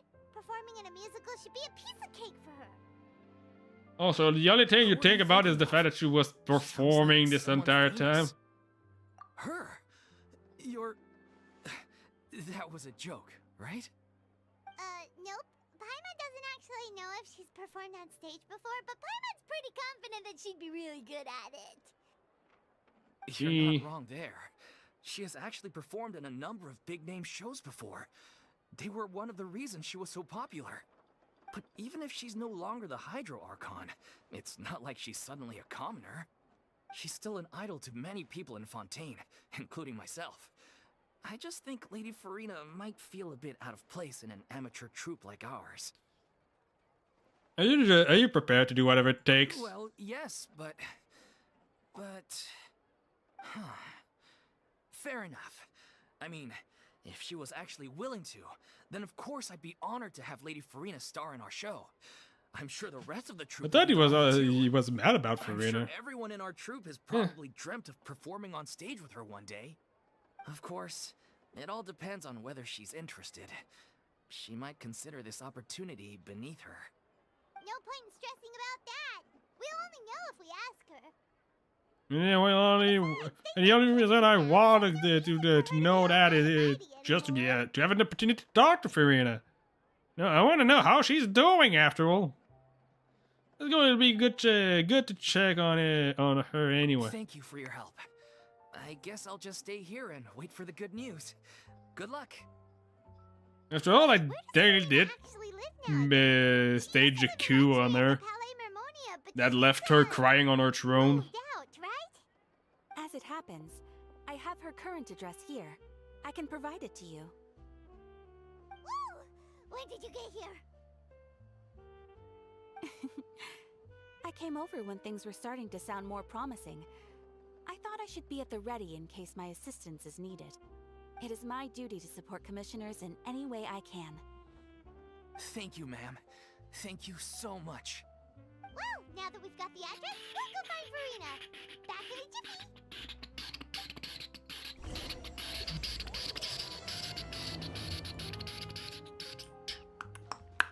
Boom, boom. Where is she? Don't tell me she lives in the dumpster. She better not be living in a dumpster. If she lives in the dumpster, I'm gonna be mad at Nuvalet. Give us the right address? She lives here? Not that there's anything wrong with this place. It's just, a bit of a step down from the Palais Mermonia. You know, it's common courtesy to make sure the homeowner isn't in earshot when you're denigrating their abode. There she is, and she doesn't seem to be feeling well. When did Poppy Got a Thin Air become all the rage? First Catherine and now you? I was just out on a shopping trip. I ran out of macaroni, so I went to grab a few more bags. I used to have a much wider range of choices when it came to food. But now I'm finding that simple, traditional home cooking can be quite delicious too. No, you get sick of macaroni every day. As long as you have different kinds of sauces in, you can have macaroni and tomato sauce one week, macaroni and bolognese the next. Oh, sounds like you're really struggling to cope. Is that because you have to do all of your own cooking now? How rude! Questioning my cooking skills. The audacity! It's not like I have a very eventful life these days. Actually, I barely leave the house. So I don't see how it's unusual that my meals are a little simpler now too. Besides, I'm sure I could master dishes like la lettre faucilor or blubber profiteroles in no time, if I felt so inclined. Ah, there it is. You don't know how to cook. You don't know how to cook. Okay, I need to listen to this once again. This is just peak. Not yet, maybe, but not yet.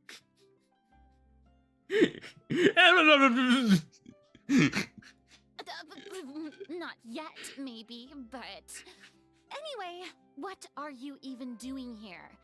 I do hope you didn't come here just to ogle at my fall from grace. Let me first be clear that I'm not taking guests at this time. So if you're just here to clown around, then please be on your way. Shoot! Sorry! We're sorry! Please don't be mad! Paimon is just showing concern about your well-being. Yeah, exactly! What the Traveler said! Paimon wasn't trying to make fun of you. Hang on a sec, you weren't exactly holding back either. That's not important! Well, maybe you're forgetting that I'm no longer the mighty Hydro Archon. I don't even have a vision, you know. Don't worry, it's nothing that serious. It's just very specific, and you're the one with the power to help. You're the only person for the job. Well, if that's the case, then fine. I'll spare you the lecture about your attitude just now. So tell me, what specifically makes this matter so specific? You tell me now about the troops' plans for this final project. I knew you couldn't have come all this way just to amuse yourselves at my expense. After all, I was once the brightest star in all of Fontaine, well versed in all the various performing She's arts. still kind of mad at us. Musical is well within my capabilities. But given the present circumstances, I'm afraid I must regretfully decline your casting request. How come? It sounds like this would be a breeze for you. True, but I have made a decision to retire from the stage. Although I am no longer required to play the role of the Hydro Archon, the time I spent inhabiting that character has left an indelible mark on me. Centuries of pretending to be a different person changes you completely. I'm not the same person I once was. Of course, that can't be undone now. It's too late, and I have no intention of reinventing myself all over again. But at least I can say that I no longer desire to play any new roles. That's how you really feel. Paimon can understand, but this is just a one-off part to fill in for someone who's sick. Surely that's okay. Whether it's a one-off or not, it's a boundary that I've committed to no longer cross. If I make an exception to the rule now, I'm just leaving a back door for myself, which would be the same as not having a boundary in the first place. I can understand So that. I'm not going to perform, and that is that. This is perfectly understandable. So convincing you. Well, is there anything else we can do to help out the troupe? Otherwise, they'll just have to disband without any fanfare. Well, there's Navia. I'm pretty sure she can be kind of fine. Nope. Maybe Navia. Short and to the point. Okay. I've never been great at maintaining relationships. Besides, anyone I've ever worked with probably couldn't wait to get rid of me. Since I'm just an ordinary person now, they'll probably just laugh in my face if I go asking them for help. So that means that for all this time, Nouvellette never went visiting her a single time? He didn't went a single time. He probably knew where she lived. He probably already know where she lived. And if she's talking like that, it probably just means that he never went and visited her. She doesn't seem the worst of people. What's more making one expert? Don't try to force her into doing something that she promised herself to never do again. Slash going to someone who's trying to stop drinking alcohol and telling him like, what's the problem with one exception? He's just gonna go back to what he was before. True, but I mean, could you even blame them? I show up out of the blue, begging and groveling for their help with a show they won't even get paid for? Ooh, no way. I'm dying from embarrassment just thinking about it. Yeah, it was about the fact that Nope, not happening. Well, it was about asking someone else. anything else we can do? This performance really means a lot to the guy we're working for. Have I not made myself clear? You're barking up the wrong tree. I don't want this job, nor do I know of anyone else who would. Sorry. I didn't mean for that to sound so harsh. I wish I could help, really. But if I thought I had the answer to this problem, I would have said so by now. It's all right, Farina. Paimon just wanted to make sure we tried everything. Oh, everyone in the troupe will be so disappointed. Yeah, I guess that's all we can do now. All right then, we'll see you around, Farina. Toodaloo to you too. I'm going home to take a rest now. She sounds so bad. She must have been crying a lot.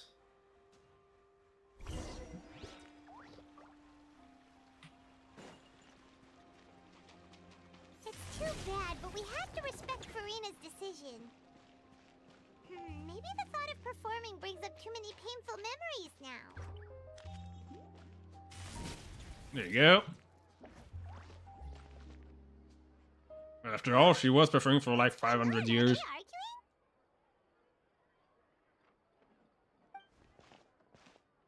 That's besides the point. I'll ask you again. Why did you start looking for a replacement without my consent? When did I tell you I'm going to take a step back? You didn't need to say it. We've known each other for how long now? We know the signs. But you never tell us about your illness, even when it's clearly flaring up.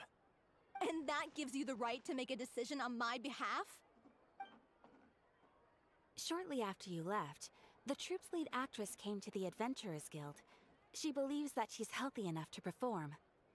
Excuse me, but can you both take a moment to discuss something else for now?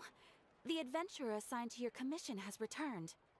Sorry, I was just dealing with a little misunderstanding. So, how did your conversation with Farina go? Sadly, it's a no from her. We tried to persuade her, but she wasn't having it. She doesn't want to play the role for personal reasons. I see. Well, circumstances have changed a little, so maybe that's not such bad news after all. You see, our leading lady has just informed me that she's well enough to make it to the show after all. Staging the musical with the full original cast was always the dream, of course. Oh, right! Sounds like everything worked itself out then. Imagine if she had managed to convince Farina to join, only for her to find out she's no longer needed. Yeah, she'd be livid. We'd get the scolding of a lifetime. Jeez, is Lady Farina really so harsh with people? Only joking, calm down. So, guess we can consider this case closed now, huh? Despite the fact that we failed to complete the commission, we were still racking our brains for ideas on the way back here. Look, there's no point arguing with you about this anymore. You've made yourself very clear, so I'll stop looking for a replacement. This is the last chance we have, though. If your illness flares up again, there won't be time to find anyone to replace you. So, are you absolutely sure you'll be able to handle it? The whole team is putting everything they have into this final performance. We have to make sure it goes ahead. Yes, I'm completely confident. I've been taking a new medication from the doctor, and it's working brilliantly. I'll definitely be able to tough it out until the performance day. I share everyone's desire to commemorate all our years as a troupe with a proper farewell show. So the last thing I want is to be left out. Every one of us thinks of this troupe as their home, myself included. You're right. I'm sorry. I let myself get too worried about the show. I should have asked for your permission first. All's well that ends well. Sounds like the show will go on. Paimon, wait here a second. Sure. What are you doing here? Hey, how did you... I was just passing by because I realized I forgot a couple of items on my shopping list. Alright, I'm coming. No need to drag me.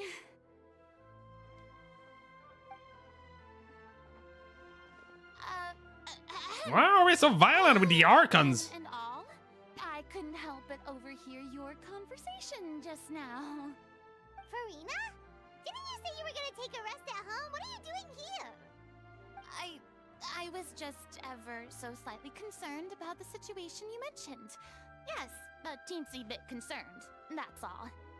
When you came to talk with me earlier, I jumped right to explaining my position and said some strongly worded things. And all before I even had a full grasp of the situation. Anyway, I just feel a bit bad about how it went down. I'm sorry, Paimon. Oh, it's totally fine. Paimon didn't take any of that personally. Wait, just show yourself. You really have a knack for asking the most uncomfortable questions, don't you? She's I felt very not- sheepish, having had a change of heart after flatly refusing you. And then to make She's not matters used to worse, act to how she's supposed to act but now. in any case, it sounds like the issue has already been resolved. Yeah. When they said they were gonna ask for your help, I almost had a heart attack. I mean, how could we be worthy of having Lady Farina star in our show? There's no need to think like that, and no need to keep addressing me as lady. Just Farina is fine. I was wondering, if this troupe is so important to all of you, why does it have to disband? If the difficulties are purely financial, then there must be a solution. You could put the shows on pause while you look for a sponsor, for instance. Everyone seems so devoted to the troupe. I'm sure if you keep chipping away, you'll find a way through. We all want to believe that, but some things are just beyond our control. Everything's been going downhill ever since we lost our director. She was the heart and soul of our troupe. She kept us going. Her name was O'Reilly, and she was the founder as well as the artistic director of our troupe. And tragically, she was a victim in the serial disappearances case. What? That's actually how I recognized these two. It was all thanks to their efforts that the true culprit was brought to justice. But still, no sentence can bring our director back to us.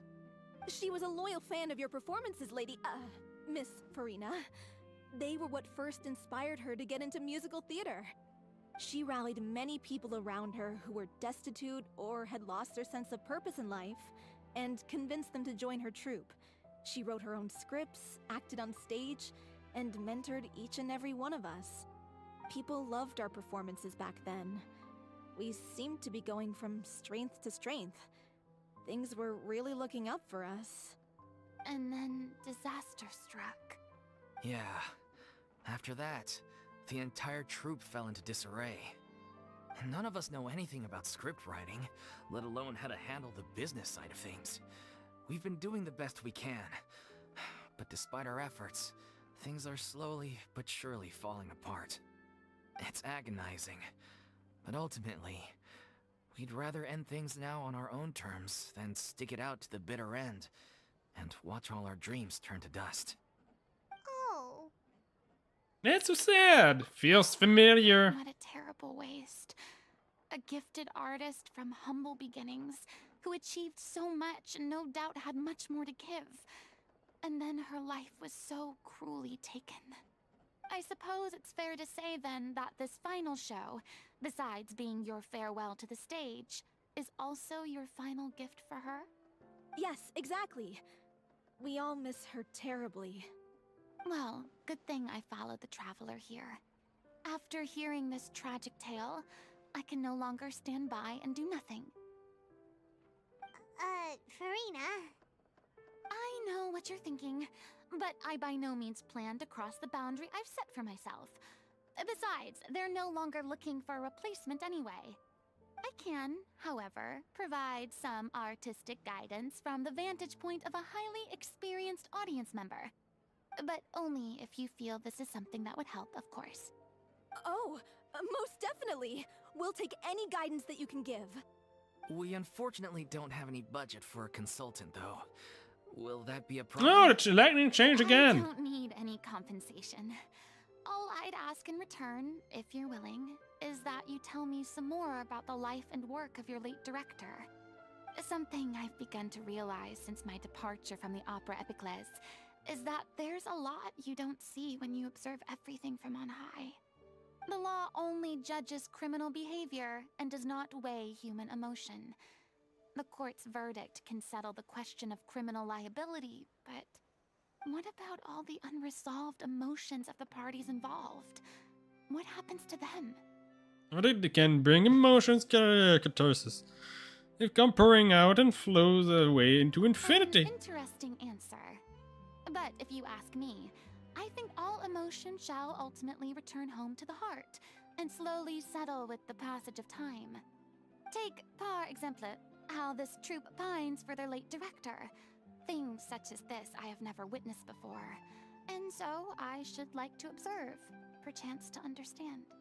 Ah! Still a fan of your old dramatic monologues then, huh? You just want to get back in on the action, don't you? No. No. This is a completely different situation. Pearls before swine. Ah! The name's not Swine, it's Paimon! Would you be willing to join me? Come on, take a break from adventuring to listen to a story. Since it's you, I'll do it. Not because it's related, because I want to spend some time with her. Want to learn more about her. Of course, we all are. All right. Want to make sure that she's doing fine. After all that I put her through. It's a little on the smaller side.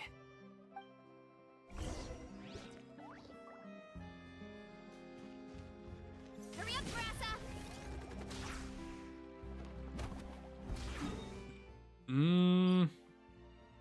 Okay, so it is outside.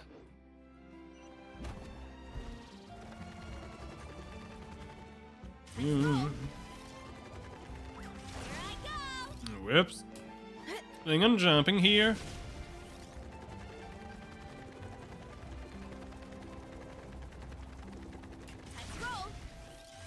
Whoops. Was it supposed to be here? Yep, it was right there. It was right there.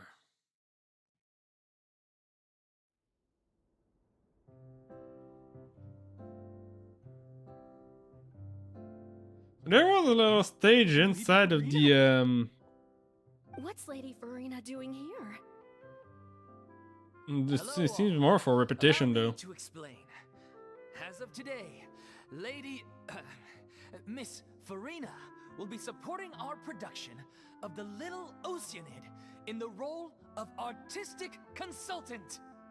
These two over here are the ones that made it possible. They kindly reached out to Miss Farina on our behalf. I'm sure they need no introduction. Who are you? Trial of the century. You helped bring our director's murderer to justice. We can't thank you enough. Oh, please don't mention it. We're just here to join in on the fun. So, you were saying The Little Oceanid? Yeah, that's the name of our final show. It's an unfinished script left behind by our director. One of our greatest regrets is that she never got to complete it. So, if we can bring it to the stage and make it a successful show, we can all take some solace in that. Wait, but if it's not finished, then... Finding an actress was the least of your problems. Yeah, we've been battling issues on every front, trying to realize this dream. Anyway, let me give you a quick summary of what the story's all about.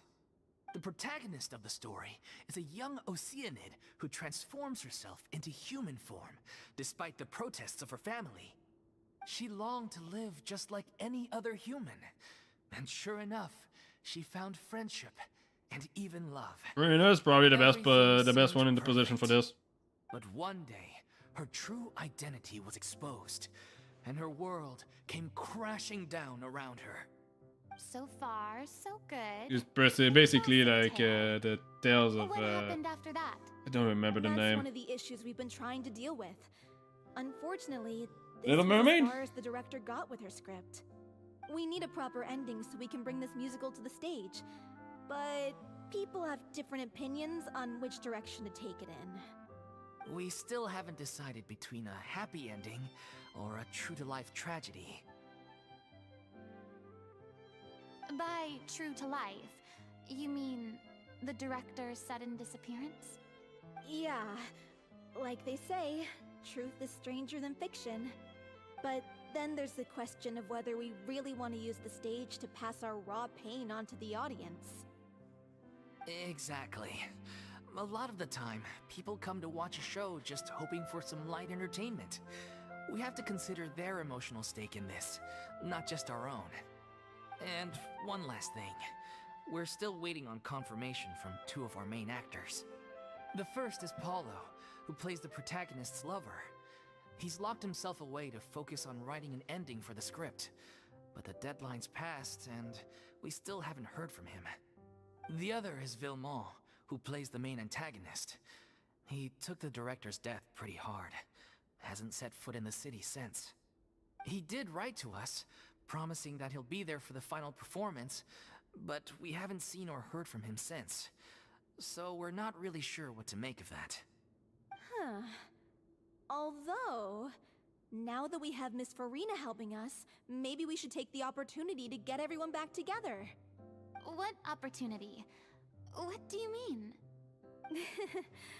Maybe you're unaware, but your name has always been like a rallying cry for us. Our director was constantly singing your praises. All of us look up to you as a role model. Oh, stop! You're making me all flustered. Although, not in a bad way.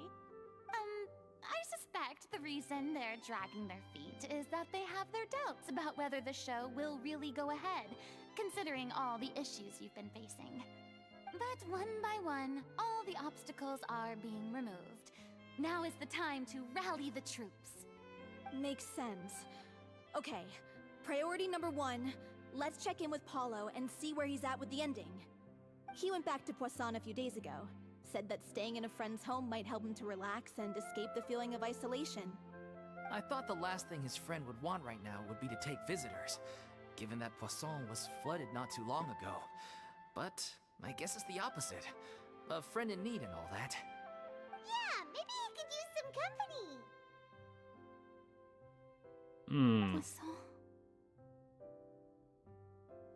She still have regrets about Poisson. I suppose my presence will be indispensable if we are to restore his faith in the show. So, allons-y. To Poisson!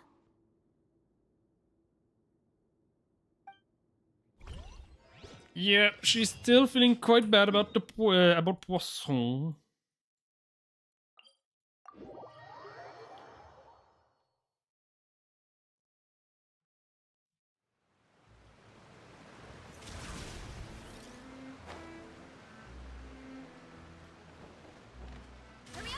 There you go. Boom.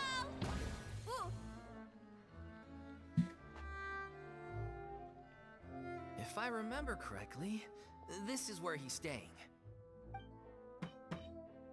Who is it? It's me. Is the script ready? You came all the way here for that? Alright. Forget that for now. Just come on out. We've got some great news. Nice try. Look, just give me some time, okay?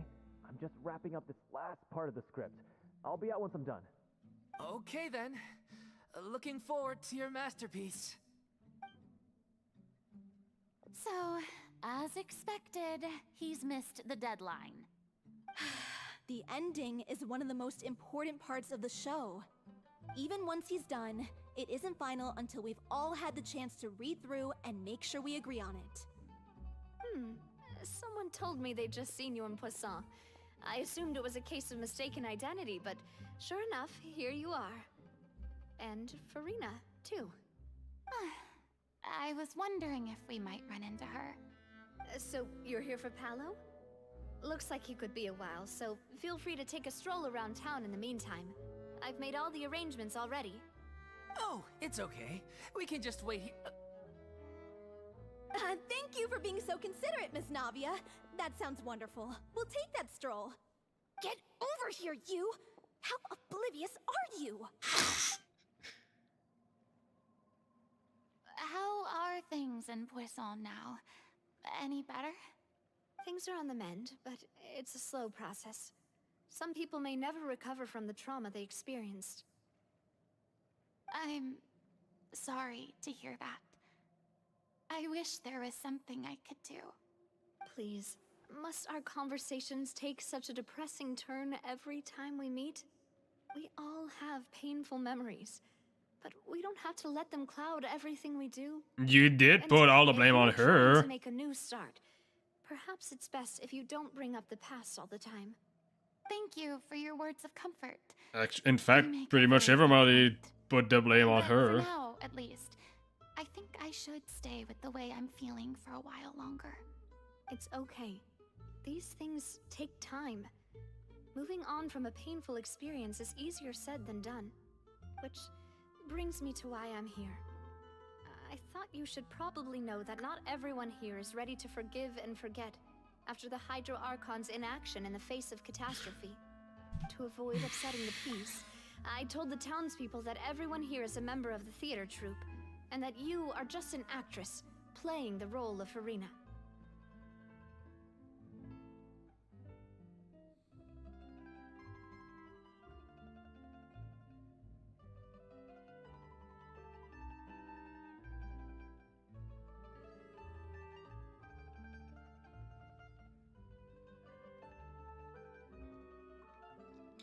The people of Fontaine are so dumb.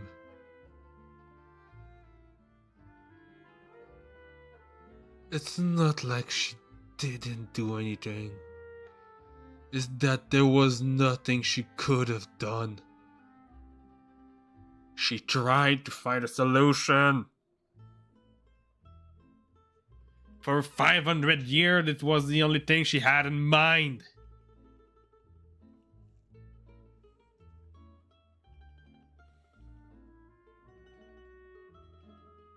It's not a perfect solution, but hopefully it means you won't have to lie low while you're here. That's so thoughtful of you, Navia. Well, what do you expect? I am the courageous and considerate president of Spina di Rosula, after all, like my father before me. Anyway, that was all. Look after her now. Off we go then. Let's take a look up there. I don't have any friends that I can be frank and honest with, so maybe she's right. You're the closest thing to friends that I have.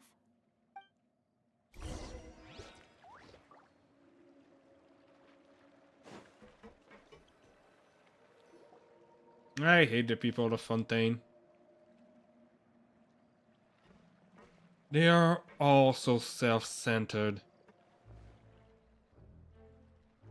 I'm so grateful that Miss Navia was so understanding. To be perfectly honest, I didn't know if I was ready to meet her. It's always easiest to just run away from your problems. But that never fixes anything. You can't get around the obstacles without facing them. So that's why you were nervous when they brought up Poisson. Yeah. I'd be lying if I said I wasn't scared of coming back here. Still, I felt it was something I had to do.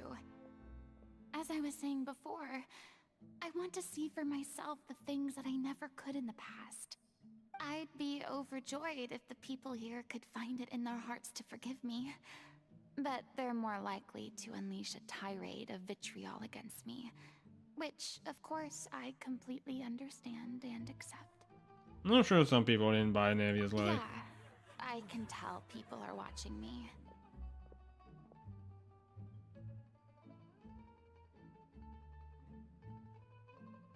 I'm sure some people here see the idea of someone coming to Poisson dressed as the Hydro Archon as extremely disrespectful. I used to be terrified of the gaze of other people, especially when they had suspicion or resentment in their eyes. I guess I wasn't quite ready for this after all. I'm not surprised you're making yourself go through all of this. Maybe you've taken on a bit too much in one go. I can't let myself see only the things I want to see. How would that make me any different from before? Look! There seems to be a crowd gathering over there. You're not staying quiet either. Probably time we made a move. How about we check out Spina di Rosula's ship? We should have a view of the whole of Poisson from there. Poor Farina. Now think about it, since I'm doing Farina's quest, might as well act like her. Boom.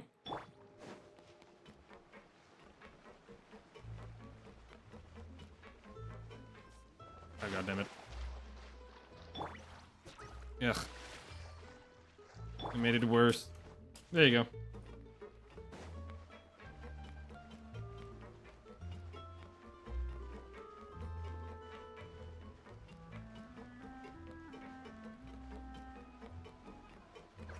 Go. And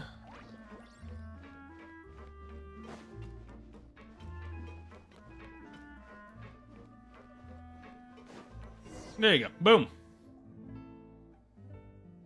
I'm sorry. You probably just wanted a relaxing stroll.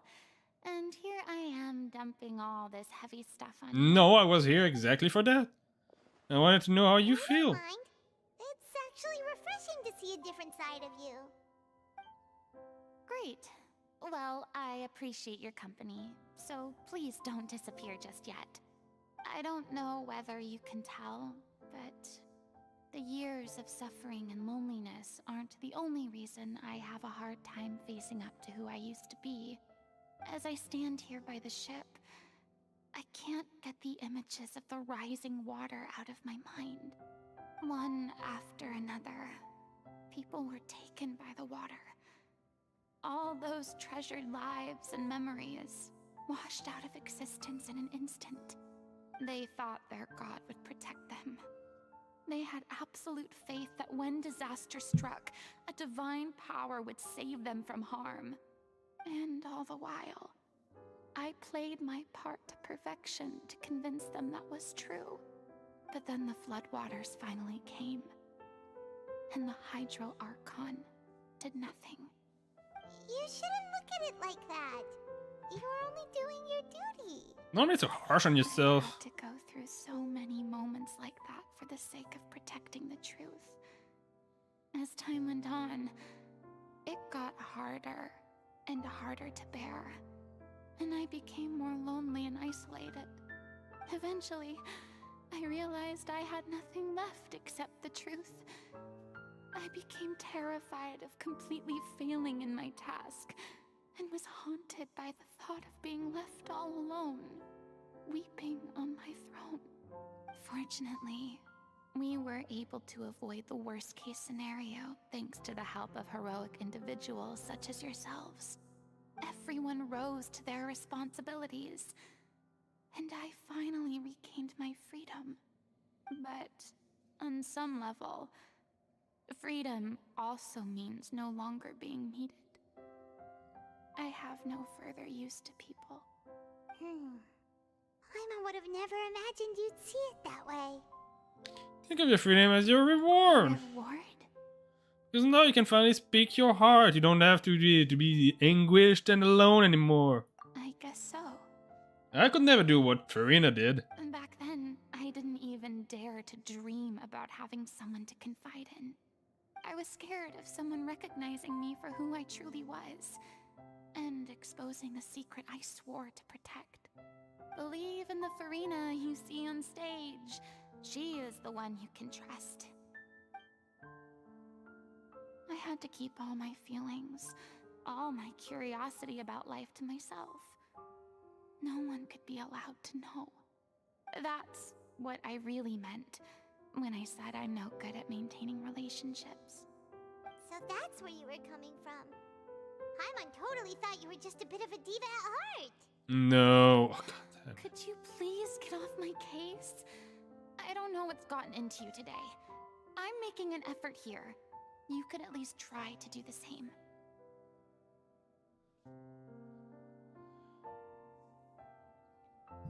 But to be honest, I would never be able to do what Farina did for 500 years. This is not deceiving people, but having to play such a role. I myself am extremely bad at playing a role. I cannot vision myself doing anything other than being myself. And I'm extremely harsh with my words when it comes to it. I'm extremely harsh with my words and my way of thinking. And I had a lot of difficulty actually having socializing with people my age, mostly because my way of thinking was so out of the how to say it. My way of thinking was out of the ordinary. I was pretty much like the way I saw it was mostly like I wasn't born in the right era. I felt like I should have been born in a much earlier era because of how I was compared to how the other kids were acting. Other kid my age, I mean. But yeah, I wouldn't be able to act like this, to force myself to play the role of someone who was much greater than myself, because I cannot vision myself being so. She has been doing the God's word. What Paimon means to say is that she doesn't like to see you down. I do. I I once had nothing but the truth, and now I'm finally free to live my own life again. And even though I have no idea where I'm going right now, at least the choice is in my hands. All right, it's about time to head back. Paulo should have finished the ending by now. Sure! Okay, let's head back and check it out. Yeah, whoops. I know! My comb! Almost fall onto the ground. And put it back in my beard.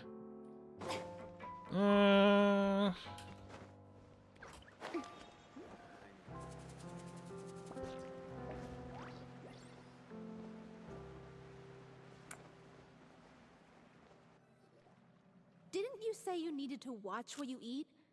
You're supposed to be cutting down on fried foods, not wolfing down copious quantities of fish and chips, you know? Come on. It's not every day we get to dine at Spina di Rosula's expense. Can you believe how generous she is? I'm not about to pass on free food. What do you mean? Anyway, my character It's not doesn't like need she's to be rich slim and either. good-looking. That's your job.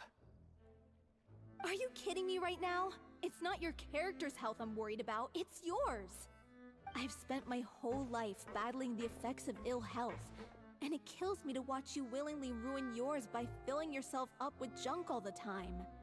Oh no, looks like they're arguing again. We're back! Could you maybe put your differences aside for a moment? Ah, you're back. We've been enjoying Spina di Rosula's VIP treatment in your stead. Paulo's nearly done. Asshole. We shouldn't have to wait too much longer. Great! So you were discussing your characters, right? We heard she's playing the Oceanid who turns into a human girl. What about you? Me? I'm an Oceanid too. He was originally supposed to take the form of a crane, but he outgrew that role. Well, the costume at least. So now he's playing the boar instead. Sorry. Wow, good for you. A bad character, actually. He's the one who raises the little Oceanid, yes? That's right. He has some pretty memorable lines too. Like when he imparts some solemn words of wisdom to the little Oceanid. If you become human, you can reveal your secret to no one. You will face suffering and loneliness. Is this truly what you want? Wait, that sounds kind of familiar. Oh. It's the most important line in the whole script. I think it's a symbolic statement about our director's life and legacy. She kept quiet about all the trials and tribulations she faced in running our troupe, allowing us to devote ourselves fully to performing. It was only after she was gone that we realized how tough her job really was. You mentioned earlier that the troupe is like your home. Yeah. I was born with an incurable illness, and once my family found out it couldn't be treated, they decided they didn't want me anymore. I spent some years taking whatever work I could find and trying to manage my illness with various medicines. But whenever I had a bad flare-up, I'd be lying in an alleyway for days at a time. It was like that until the director found me one day. She told me I had a great voice and asked if I was interested in studying singing from her. I said yes. She took me under her wing, taught me to both sing and act, helped me find Mora for my meds, took care of me when my condition decided to flare up. I know it was all a huge burden on her. She sounds like a really incredible person. She really was. She gave everything she had to her troupe and the people in it. All of us were so proud to call her our director. I was a lost child too when she found me. As the child of a murderer, my parents weren't around when I was little, so I got sent to an orphanage. The other kids were always picking fights with me. They'd say things like, "Come on, you must be pretty tough if you're the son of a murderer." It was just to taunt me, though. I was an easy target, and they knew it. One day, I got beaten up so bad that I just couldn't take it anymore. So I ran away. I lost all faith in humanity by that point. Thought the whole world was out to get me. Let me guess. Fortunately, the next person you ran into was the director. Yeah. For the first time in my life, I was somewhere I felt safe. And I promised myself I'd stay here until the day the group parted ways. The day you hoped would never come. How times change. Oh, you're finally done? Get your butt over here. There's someone I need to introduce you to. This is our new artistic consultant. Wait a minute. I was falling at halfway. And she was thing a truth. I was lost as a child too, and when she found me, the child of a murderer. As the child of a murderer, my parents weren't around when I was little, so I got sent to an orphanage. The other kids were always picking fight with me. They said things like, "Come on, you must be pretty tough if you're the son of a murderer." It was just to taunt me, though I was an easy target and they knew it. One day I got beaten up so bad I couldn't take it anymore, so I ran away. I lost my faith in humanity by that point, though the whole world was out to get me. Let me guess, finally, the next person you went to was the director? Yeah, it was the first time. It was the first time in my life I was somewhere I felt safe, and I promised myself I'd stay there until the day of the true parted ways. The day you hope will never come, huh? How times change. Okay, this is what it is. Farina? The Farina? Oh my god, how did you manage to wrangle that? Please, the honor is all mine. I was profoundly moved to hear about your troupe and your wonderful director. I just wanted to do something to help. Same here! Even so, this is just... Oh, wow. I'm sorry. I'll try to calm down. Now, where was I? Ah, yes, the script, of course. Let me give you a rundown of how the story unfolds in my version of the script. I'm sure you're already familiar with the beginning of the story. A little Oceanid decides she wants to become a human, against the wishes of her family. She finds love and friendship in the bustling city. But then, disaster strikes. The people start to notice that all the fresh water in the surrounding area is slowly disappearing. The soil is becoming arid, plants and flowers are withering, and the people begin to panic. The little Oceanid, Cleo, and her lover decide to do something about it, and investigate the truth of the matter together. In the end, they discover that all the waste and pollution created by humans over the years has caused the fresh water to flee the land, as if driven by a consciousness of its own. Consciousness? You mean the water is sentient? Water as a conscious entity. There's actually quite a few stories that explore this theme. Since the little Oceanid is a water spirit, she immediately understands how the water is feeling. She then tells her lover about her true identity, as well as the truth behind the crisis. Her lover accepts her for who she is, and works with her to find a way to bring the water back. However, unbeknownst to them, there were some people eavesdropping when she revealed her secret. The little Oceanid is accused of being directly responsible for driving the water away, and faces the greatest dilemma of her life. And then?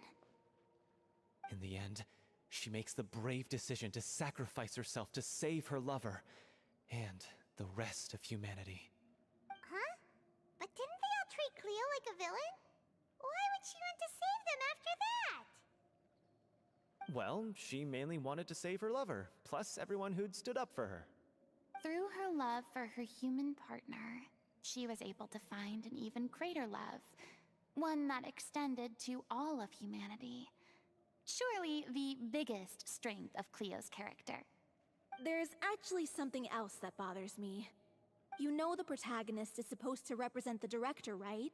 And she never had the chance to become a hero in our world. If we're serious about dedicating What do you this show mean? in her memory, we should make the ending as true to life as possible. What about if the little Oceanid is hounded to death by people who hate her, her lover makes sure her secret never gets out, and humanity continues down the path to extinction? That sounds like like too cruel of an ending to me. And perhaps a little irresponsible to present to the audience. That ending would be a perfect mirror to Director Aureli's death, both arbitrary and meaningless. On the day when she went missing, Director Aureli had instructed us all, somewhat out of the blue, to leave the court of Fontaine and wait for her outside the city. We waited and waited at the rendezvous point, but she never came. By the time we returned to the city, she disappeared without a trace. We looked for her. The Gardamex looked for her, but she was nowhere to be found. Increasingly, all the signs seemed to point to her being the latest victim in the serial disappearances case. The director was the kindest soul in the world. Yet she was senselessly sacrificed for the sake of a so-called experiment by someone who had nothing to do with her at all. But doesn't the way she suddenly told you to leave the city suggest that maybe she had some sense of what was about to happen? It almost seems as if she was moving you to safety. I've been trying to follow up on that ever since, but all my efforts so far have turned up nothing. Villemont might know something, but he won't open up to me. Villemont? The one who's playing the role of the villain? Yeah. He's been overwhelmed by grief. I think the director's death hit him hardest of all. Grief? Guilt, more like. Also, I have a hard time imagining that anyone took it harder than me. Because, well, speaking of the play being true to life, I was deeply, madly in love with Aurelie. What? You kept that one quiet. It's time to be upfront with you all. No more keeping secrets from each other. We'll never be able to agree on the ending if we can't be honest about how we feel. I did tell her how I felt once, but she turned me down pretty much straight away. She said that we were all like brothers and sisters to her, and she'd never considered us as potential romantic partners. Not that it came as a shock or anything. It was what I was expecting to hear. So I told her I'd always be there for the troupe, and I'd always be there for her. I said, maybe one day in the future, when everyone's settled into their own lives and on the up and up, and managing the troupe no longer required her constant attention, well, maybe then she could reconsider what she really wanted in her life. And now, that day will never come. Oh, Paulo. So if I'm the one writing this ending, then I'm gonna make sure it does right by Aurelie. I won't let anyone get in the way of that. In that case, you have to straighten things out with Villemont once and for all, face to face. We've all had our differences of opinion over the ending, but those two have never seen eye to eye on anything. One of them has to compromise if we're ever going to reach a final decision. Well, if that's where we're at, looks like it's time to go visit Villemont. Are you ready to face the truth? Honestly, I'm slightly terrified. But for the sake of our final performance, I'll do whatever it takes. Funny you should ask, though. You really do get what I'm going through right now. I certainly do. Come on, everyone. Allons-y! Yes, after all, we are in the town that is kind of rejecting her the most. So we live over there. It is kind of like...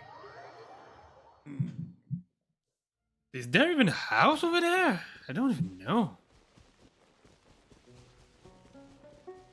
No, there's like nothing over there. What the hell? Cannot be living there. This is tough going. Delphi, are you sure you can manage in your condition? I could ask you the same question. Try to keep up.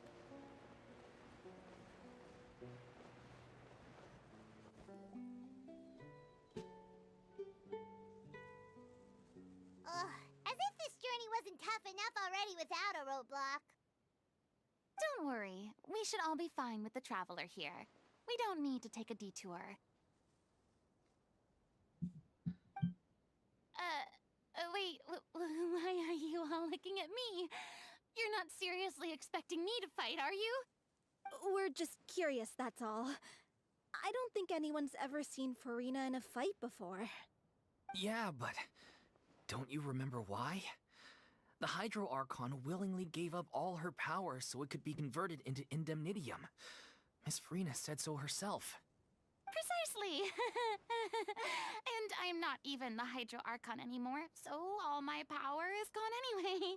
She never had any power. As much as it pains me, unfortunately, I should just stay put. I'm more like a damsel in distress more than anything. That sounded so smug. Ugh, secondhand embarrassment is unbearable. C'est la vie. C'est la vie indeed. Yes, I am forced to watch on helplessly as a more brave and seasoned adventurer than I swoops in to save the day. Aw, too bad. I was so pumped to feast my eyes on fight mode Farina. Sorry to leave all the heavy lifting to you. Don't worry, piece of cake.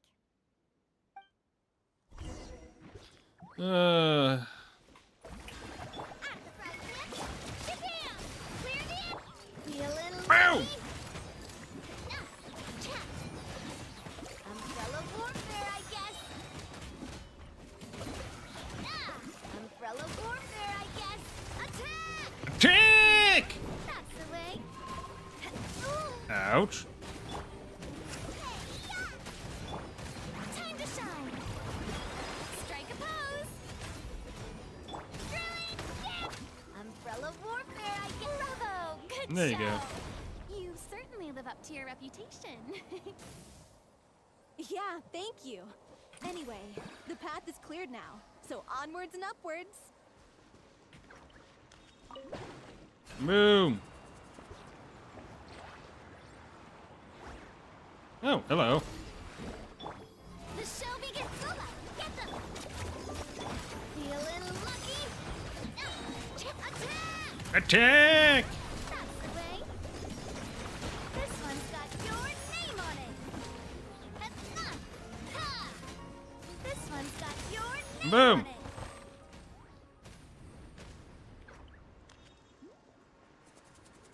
Oh, wait. Le coffre. The chest is already there. Allons pour le coffre. There we go. Let's pack it Oh, up. oh, oh, français.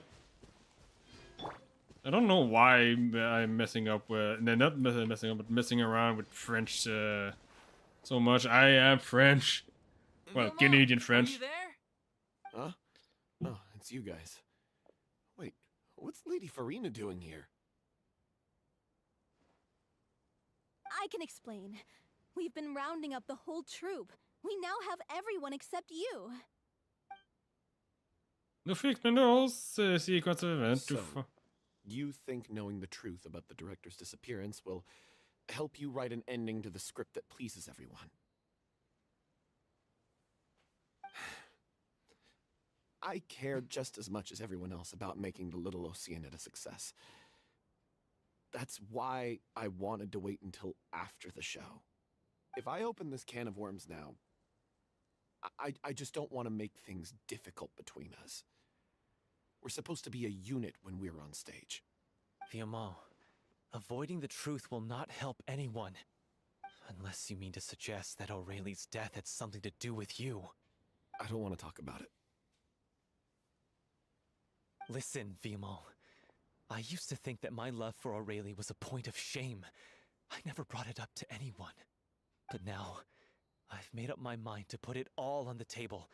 I'm prepared to face everything, to sacrifice everything for the sake of the show. The Little Oceanid cannot be complete unless we do justice to Aurelie on an emotional level. This is why people think of you as not being the smart one. As you all know already, the troupe was kept afloat not from ticket sales, but donations from the audience. Of course, that was nowhere near enough. We took on side jobs when we weren't performing, but even then, the troupe's financial situation was pretty dire. So, anyway, one day after a show, a merchant came to me and offered us a huge sponsorship. In return, we just had to provide the audience with their drinks during performances. It seemed like a win-win, so I said yes to it on the spot without consulting the director. It was only when the merchant came to deliver the goods that I realized the drink in question was synth. Isn't that the drink peddled by the culprit behind the serial disappearances case? I remember that it induced a state of euphoria, but it also caused a significant harm to the body. I freaked out when I saw the boxes. And I told the director everything right away. She was completely shocked as well. But she didn't reprimand me for making the decision without consulting her. Instead, she contacted the merchant and stated that the troupe could not agree to this collaboration. The merchant was furious, berated us for going back on our word, and threatened to sue us for damages. The amount was astronomical. There was no way we'd be able to pay. And then? I was going to sort it on my own, but the director stopped me. She said that this was an issue for the whole troupe, and it wasn't my fault. But things only got worse from there. The synth merchant just wouldn't let up, and then suddenly the director told us all to leave the city one day. I knew then that things must have reached a boiling point. I admit this whole thing was my mistake. I didn't dare to tell any of you the truth back then, and after the director disappeared, I was even more afraid to say anything. You brought the directors to the attention of the synth dealer. Your mistake gave them motive to kidnap and murder her. I got Aurelie killed. There, I said it. Happy now? Hey, don't say that. You traitor! You knew Aurelie was in danger. Why in God's name didn't you tell us? What do you mean, you were afraid? This was a life and death situation. We could have saved her!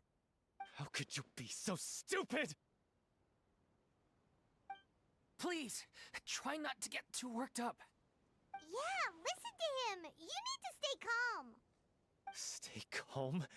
How can I stay calm? This guy got Aurelie murdered. She was the love of my life.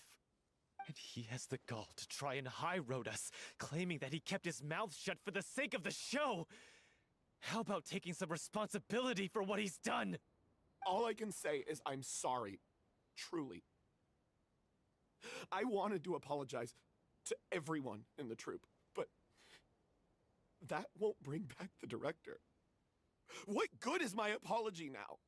I'm just a coward who made an awful, terrible mistake that I can never take back.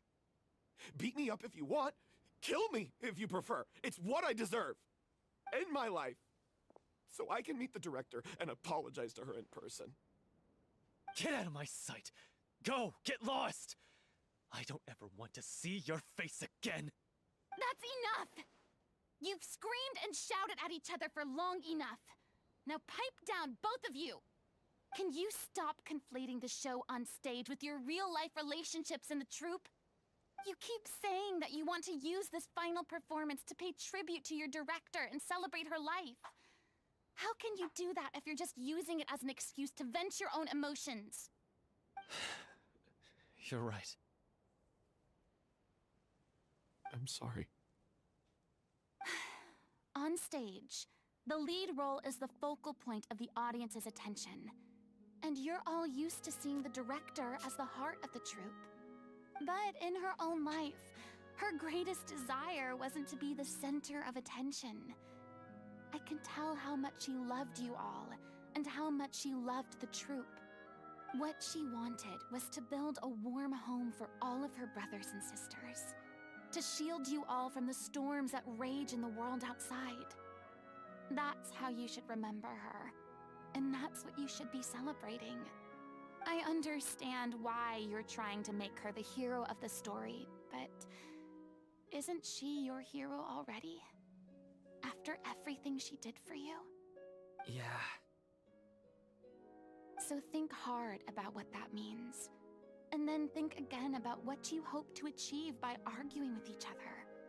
If you really hate each other and can't reconcile your differences, then you could just call it quits now. Why bother with the final performance if the group is already fractured? But you can't bring yourself to do that, can you? You care too much about Director O'Reilly and the home she built you all to let go. What are you laughing at? I don't see what's so funny. Sorry, I didn't mean it that way. It's just that, for a moment there, it felt like our director was back with us again. If she'd seen Paulo and Vilmont at each other's throats like that, she would have scolded them exactly like you did, in that same stern voice. Really? But she sounded like such a gentle person. Of course she was. Even her harshest lectures came from a place of kindness, and it showed. She really was a truly outstanding person. What you said, it really puts everything into perspective. I'm truly sorry. I really meant for this to be a genuine apology, but I ended up making it all about me and my self-pity. It's all right. Let's save all this for after the performance. So, the ending. What are we gonna do about it? Clearly, everyone needs to take a step back for now and reflect on what really matters. When emotions are running high, things get lost in the fray. The end of the story needs to focus back on O'Reilly herself. She's the true star of the show.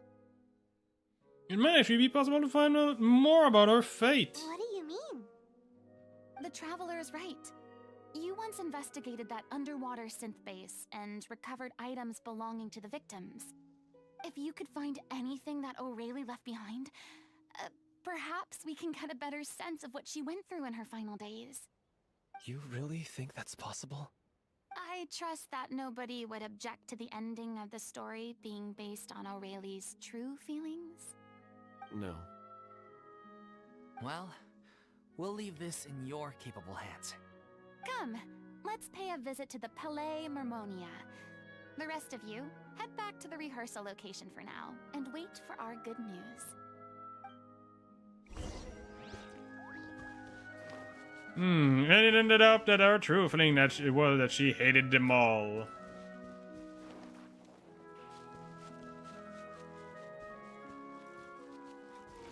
She hated them all. Same.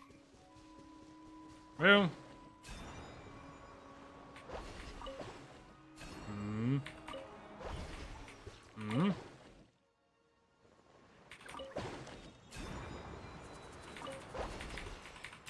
What the hell is happening?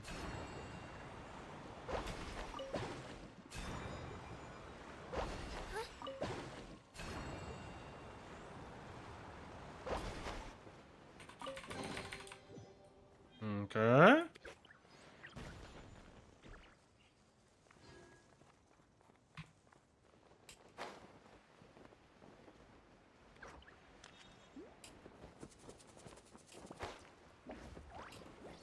What is this one doing?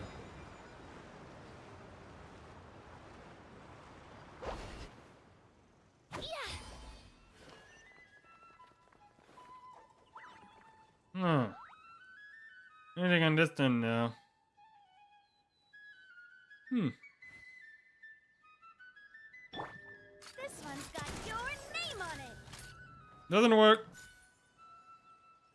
So I know what team is gonna work for this. Hurry up, Brassa! Gotta steer clear of other people. What? No! Look out below!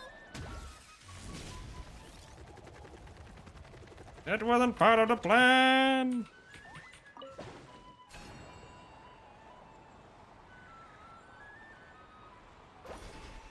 Hurry up, Brassa! There you go.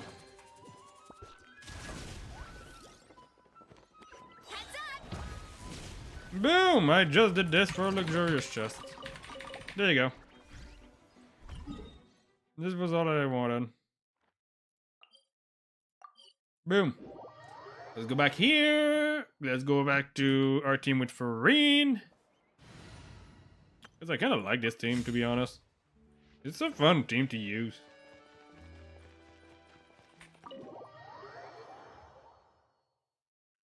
It's a very fun theme to use.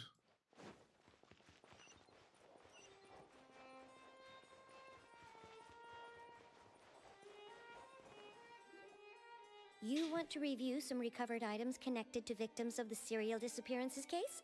But, that case has been closed for quite a while now. Still, since you were the ones who discovered and submitted the evidence in the first place, you don't actually have to submit an application. Okay, please hold on. I'll have someone dig them out. Denise and the staff member to retrieve the box. So, this is all O'Reilly left behind. Just whatever she was carrying on her person and this tattered old notebook. Hey! It's full of script lines! And sketches too! Looks like they show where the different props should be placed on stage. Let me take a look. Maybe there's something in here from after she was kidnapped. Aha! I found something. To whoever discovers this diary. Let's see. Looks like she kept a detailed record of her captor's actions. She even mentions the truth behind the experiments on dissolving young women.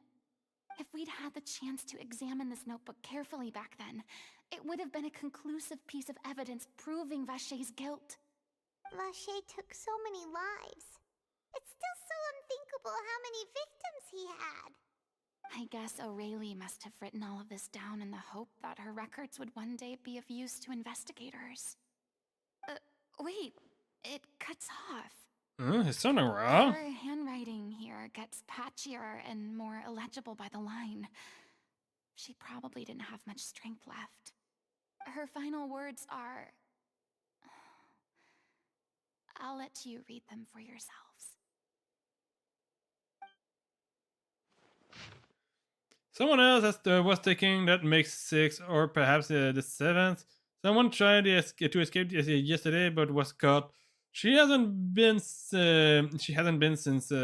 seen since. Was that yesterday? Maybe not. I've long since lost track of time. Sorry, I don't know if writing this is of any use or how much longer I can do it for. I can already see my fate approaching, but that terrifies me even more is what terrifies me even more is the thought of seeing others from the troops here. Have I truly protected them? Sorry, I'm so sorry. I can't write no more. I think I have a fever, and my old stomach's trouble have returned. But nobody has given me any medicine. I suppose I am fortunate that Cressy, the pains keeps. I suppose I am more fortunate than Cressy. The pain keeps her awake all night. I suppose they think that anything goes so long as the experimental subject can be used. So long as the experimental... I really don't know how to speak tonight. I suppose they think anything goes so long as the experimental subject can be used up before they die. It is so damp here. I have given her my blanket. So cold, so cold, so cold. As long as one persists, all things will pass. There will be a reward for hard works. I like to tell them such things, but it is I who am losing my grips. If anyone see this, troop, safe, I am important. Please, farewell, apology. Life, perform, future, regret, Cleo. This page is an absolute mess, and the writer seems to have wandered its surface at random, only if some words can be made out and barely at that. Regrets, Cleo. From this page onward, the diary stopped to be replaced with lyrics from musical. Some are in the form of newspapers clipping. Others are handwritten with many crossings, with many crossing out and change. It is apparently that the page have been referenced often, and that this was a personal notebook of artistic director O'Reilly. She was so terrified. She watched a girl get dissolved right in front of her, and had to wait for her own death in silence. She may have been a mighty hero in the eyes of her troop, but at the end of the day, she was only human. I can't bear to think how painful and lonely her final days must have been. Wait. This part on the last page sounds strangely familiar. Flipping through the note, the lyrics continue, however, one page has been torn out. Folded up and placed next to the last blank page. At the bottom of the folded note are two new lines orally as written in handwriting. Much more legible than before, but it seems that they took her both great effort and great deals to write. If you become human, you can reveal your secrets to no one. You will face suffering and loneliness. Is this truly what you want? Because I am an older sister to them, I love them.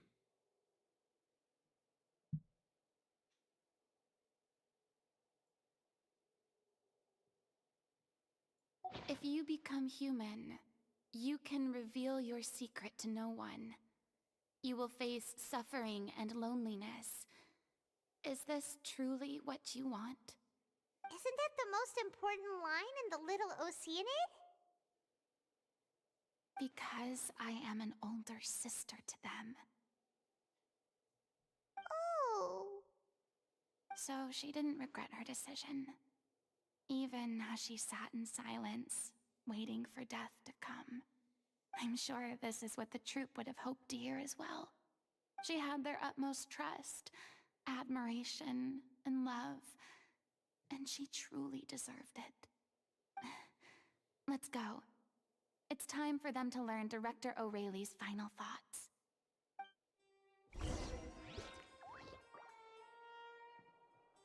It's kind of the same for Furina. She truly loved her people. But she couldn't reveal the truth because of it. And if she were to reveal the truth, it would have been the end of the people of Fontaine. They would have went back into being in the sea and it instead.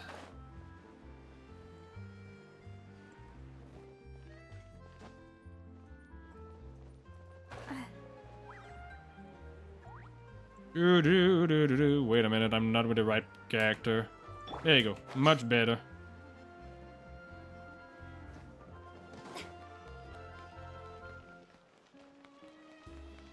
There you go, boom. Someone told me that Nelia was actually saying giving her forgiveness to the Archon, but she didn't seem to be ready to give her forgiveness or anything. After reading through the notebooks, some are lost for words, some weep bitterly, and some grind their teeth and howl with rage. A long time passed before the group is able to calmly come together and finally make the decision. She deserves a hero's farewell. If that's the only way to convey to the audience the courage and selflessness that she showed in the face of death, then it's a meaningful way to end the story. Even in the last moments of her life, she was still leaving a trail for others to follow. She did her best to protect as many people as possible, even if it meant sacrificing herself. We know what choice our little Oceanid would have made now. I don't think any more discussion is necessary. Well, Vilmont, if we put the past aside for now, do you think you can bring yourself to go ahead with the show? I will channel all my regret and put it into my performance, to make this a show worthy of our director. I won't ask for your forgiveness, and you don't need to worry about my feelings. This final farewell show should be about Director O'Reilly and her alone. Then it seems like we've reached a consensus. I have a feeling that this will turn out to be the most mesmerizing performance of your lives. Really? How can you be so sure when you've never even seen them perform before? Don't underestimate my experience. After watching a countless number of musicals, I've learned one important thing. If you want to move the audience with your music, you must fully commit and immerse yourself in your role, pouring all your emotion into your performance. And aren't human emotions love, hate, regret, and hope Just the most mesmerizing things in this world. I don't believe anybody could be more committed to bringing this story to life on the stage than they are now. Thank you for the vote of confidence, Miss Farina. And thank you for supporting us through all this. Then, let's not delay things any longer. We need to discuss the details of the ending and get it nailed down once and for all. Actually, before that, I'd like to make a proposal. During the curtain call, please allow me to use the director's name instead of my own. Huh? But then... After all, this role was originally meant to be played by the director. I'm just filling in for her. Besides, a role commemorating her life should be associated with her name. Well, if you're sure you're okay with that, I have no objection to it.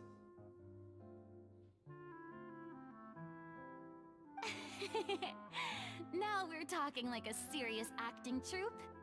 All right, I'll leave you to fine-tune your musical while I go and procure a stage. Procure a stage? Oh, it's okay.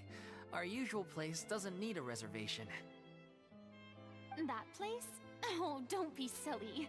For an extraordinary show, we need an extraordinary stage. By which I, of course, mean the Opera Epiclese. Whoa, wait, what? No. That's never going to work. It's far too fancy for the likes of us. What are you afraid of? Surely you don't think that Aurelie's story is unworthy of the grandest stage in Fontaine?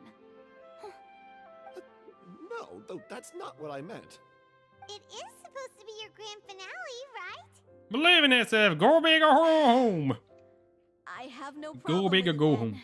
How about the rest of you?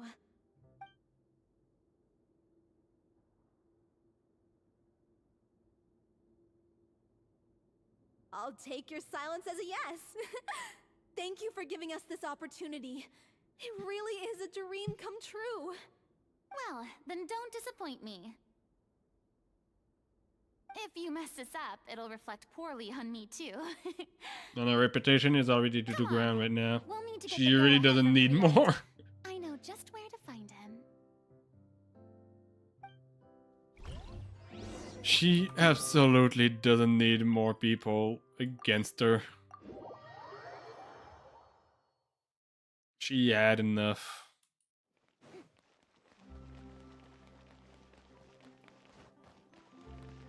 Hey, look at that.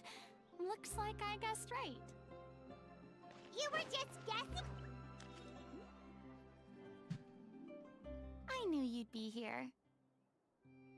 I'm here merely for a short break. It has been a while, Miss Farina. And you too, Traveler in Paimon. What might I assist you with today? I would like to book the Opera Epiclese for an event. You see... Yeah, she had a tale of the I little understand. Lucy. The process for booking the Opera Epiclese is complex and can be somewhat cumbersome. But given that the request is coming from the three of you, I see no reason to make things unduly difficult. The story of the little Oceanid is most fascinating. I'm looking forward to seeing it performed on stage. I will say, however, that I am surprised to see your passion for the performing arts rekindled after all that has happened. Huh?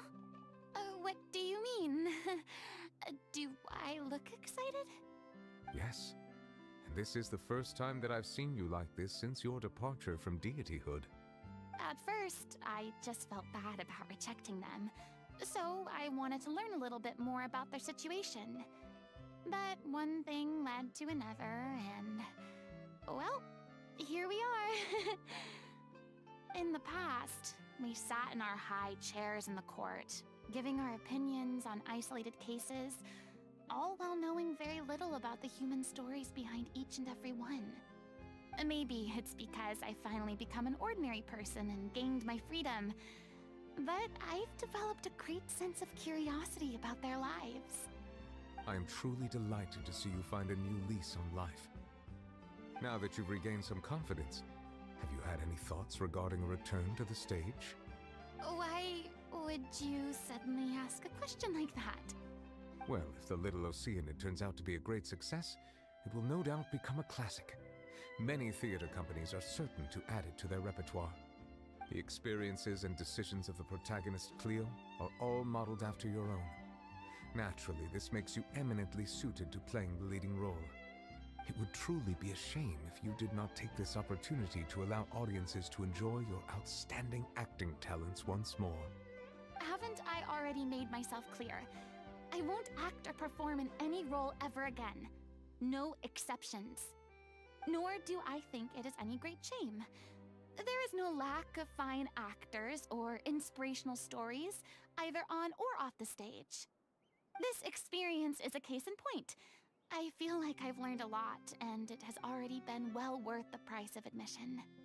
I must admit, though, I'm a little envious. They're quite fortunate to be able to bid farewell to their past in such a magnificent manner. I see. Well, I'm glad to learn that you have found a role to play that you enjoy, be it on the stage or not. I sincerely hope the show will serve as the grandest of finales. I will have my staff book the date and mail the relevant paperwork to the troupe once the details are confirmed. Thanks, Nervalette. You are very welcome. He was, Many people were once enthralled by Lady Farina's performances, myself included. I hope that one day she'll be able to understand that our appreciation was always sincere.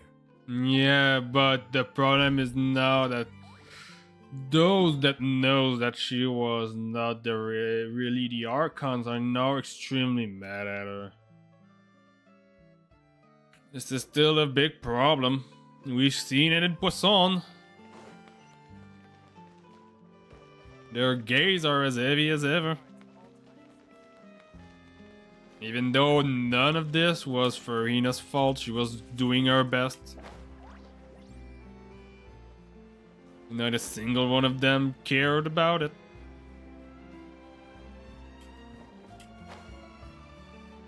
And even though someone did tell me that Naya did like give cared a little bit about Farina, the real thing is that nobody actually cared. Except maybe Nouvellette that pretty much showed it to us.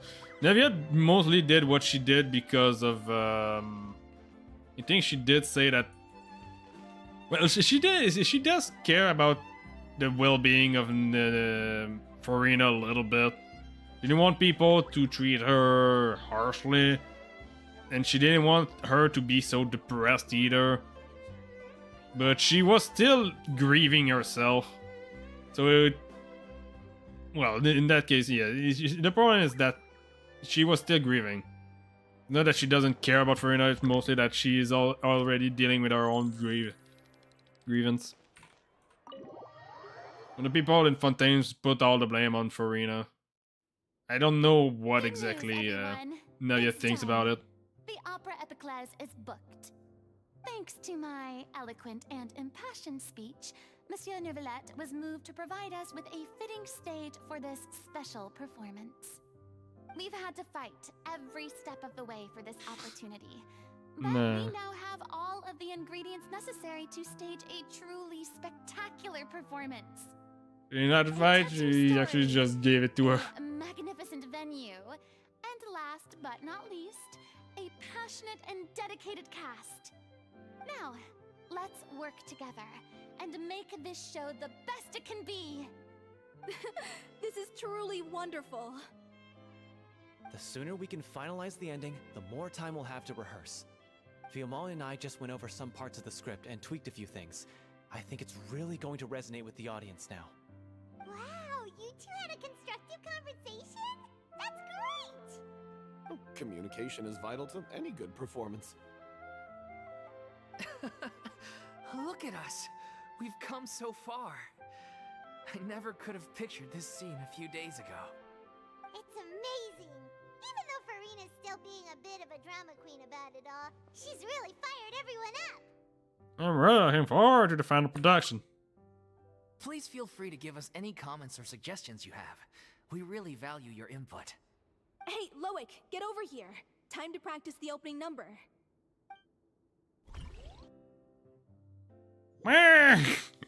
She's pointing fingers at them.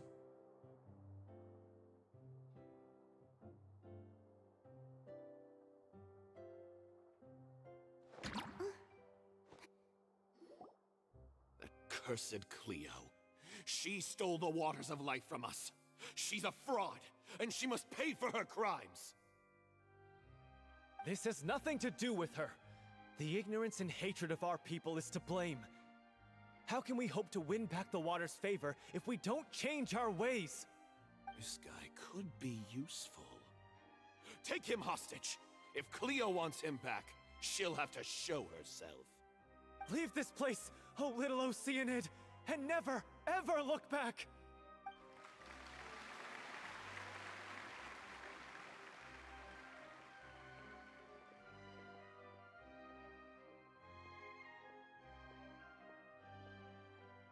Everyone's really throwing themselves into their roles. I haven't seen such a fine performance in a long time. If only... What should we do? It's almost time for her to take the stage! Why does it have to be now? Hey, what's going on? You're due on stage any second now. It has flared up. No, not again. But why? What about your new meds? Did they stop working? They've been getting less and less effective over time. I've had to keep increasing my dose. What? I thought they cure it. So they were only managing your symptoms? I figured whatever it took to get me through this final performance. How could you do this to yourself? And after that lecture you gave me about not looking after my health. I'm sorry. I've let everyone down. You... This is a conversation for another time. How can the show go on without its star performer? Miss Farina, I'd like to make a request of you. Say no more. If you're sick, you need to rest. I know what you're going to ask. Loic, your character has no more scenes, correct? Oh, yeah. I think my scenes are all done. Although, I do have one more line. But I guess another guy in the troupe with a similar voice register could take it. Why? Please take Delphi back to her place to rest. I'll sing the finale. From the sublime to the ridiculous. After all that, everything's come full circle. Thank you, Miss Farina. I'm so sorry to put you in this position after everything you said. Never mind. What's done is done. It's really my own fault for getting in too deep. No one likes regrets, myself included. Leave it to me. I've watched you rehearse so many times that I've learned Cleo's part by heart. I do not doubt your acting skills, but please allow me to ask just one more question. After all, this show is dedicated to the life and legacy of our director. What, in your opinion, is the reason Cleo shines so brightly? It's her pure heart. Despite all the pain and loneliness she had to endure, she never once stopped believing in the beauty in this world. Well said. I leave Director O'Reilly in your hands. She knows it because she had to suffer through such a thing as herself. After all, she did spend 500 years suffering from trying to find a fix to the curse.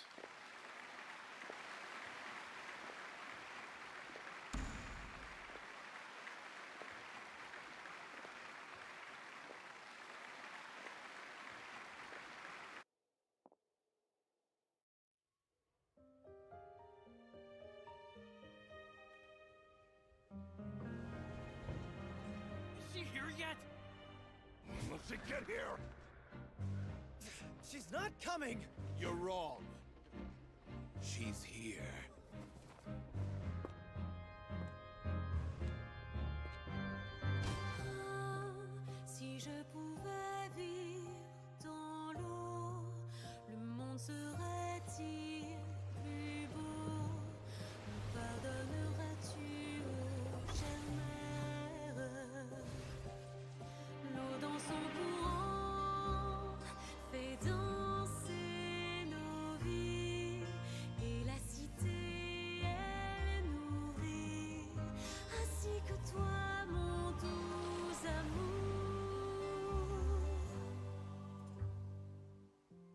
about your wish.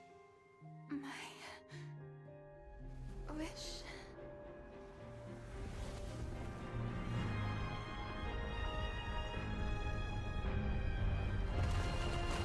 If you become human, you can reveal your secret to no one. You will face suffering and loneliness. Is this truly what you want?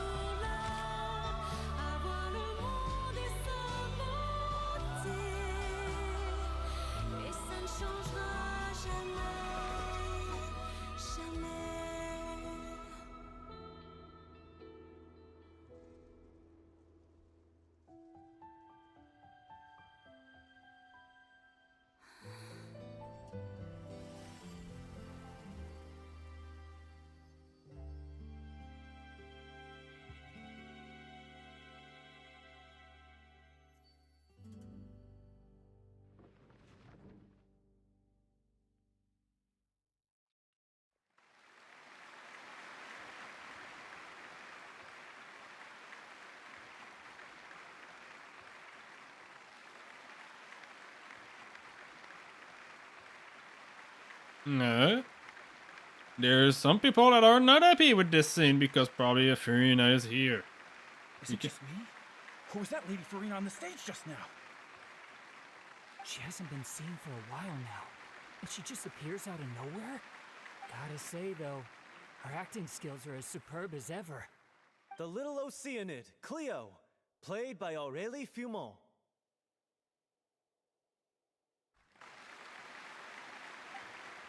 Wait, that's not her name. What's going on? I don't know. Maybe it's just a doppelganger.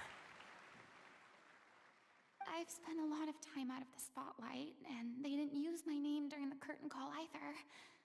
Hopefully, not too many people recognized me.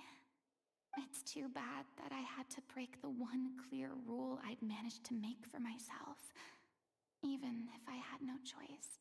Still, I have to admit that, despite everything, it felt good to be back on the stage again. Finally, we would like to give a special thanks to our artistic consultant and event coordinator, Miss Farina. Hey, that's not what we agreed on! Oh, so it was Farina after all. She's back. Honestly, what is he doing? He should have run that by me first. All right, calm down, don't be mad. This was a group decision. We just didn't want your contributions to go unacknowledged. After all, it's been the rule in Fontaine since ancient times that everyone's work, visible or invisible, is equally deserving of recognition. Yes, I know the rule, but it should still be applied on a case-by-case basis. I wasn't ready for this yet. It's no big deal. What's the worst that could happen? That Morgan might be asked to sign a few autographs. Yeah? Well, since you think it's so easy, you can sign them for me. That was a great chat and all, but can we talk about that crazy thing that happened during the show? It nearly gave Paimon a heart attack. Paimon flew over to where she was supposed to be and was about to drop the prop vision, and then suddenly, a real one popped out of thin air! Oh, that. I've got no idea what happened there either.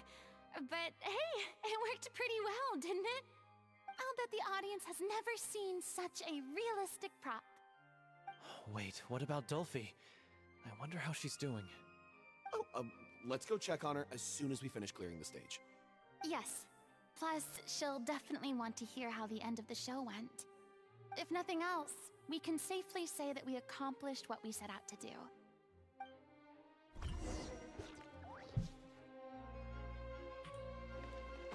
Okay. So let's get back to town and finish this Archon quest. I'm pretty sure I'm gonna be finished with this quite soon. It's not an Archon quest, it's technically the Archon story quest.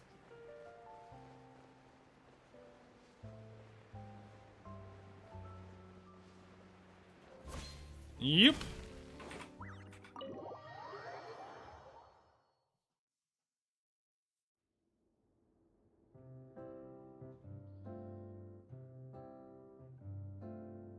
Ah, you're back. She's doing okay. Her condition stabilized after taking some of her original medication. From experience, though, I'd say she still needs a few more days of rest. How did the performance go? Was it a success? Did the audience like it? You'll be glad to know it was fantastic! Also, you're not gonna believe what happened while Farina was on the stage. You'll probably be able to read all about it in the Steambird first thing tomorrow morning. That's wonderful. I'm so sorry I failed to see it through to the end. I guess I was wrong to try and tough it out to begin with. Oh, don't worry about it. Like they told me after announcing my name during the curtain call, everyone's work deserves recognition. Even though you couldn't see it through to the final scene, the audience was very impressed by your performance. It's safe to say that you made your mark on this memorial show. Well, one way or another, we did it. I've had bad luck ever since I was born, so I never expect things to go smoothly in life. I'm just happy to know that we went out on a high note. That's all that matters. Blaming your bad luck again, are we? Maybe if you didn't push yourself past your limits so much, your illness wouldn't be flaring up all the time. Oh, don't you start. I don't have the energy to argue with you right now. Aw, you two clearly care a lot about each other. Yeah, the lightning changed. I don't know what you're talking about. You mean we never stopped lightning, the arguing lighting. with each other? We've seen that before. So, any plans for the next step? After the brilliant performance you put on, the reputation of your troupe is sure to spread through Fontaine like wildfire. You won't have to disband if you don't want to.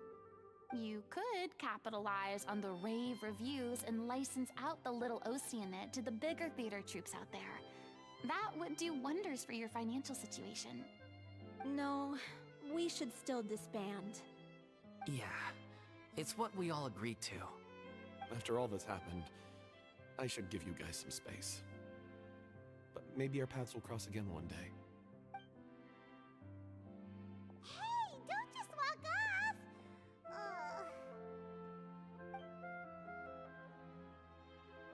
I still want to keep performing, so I might join another troupe.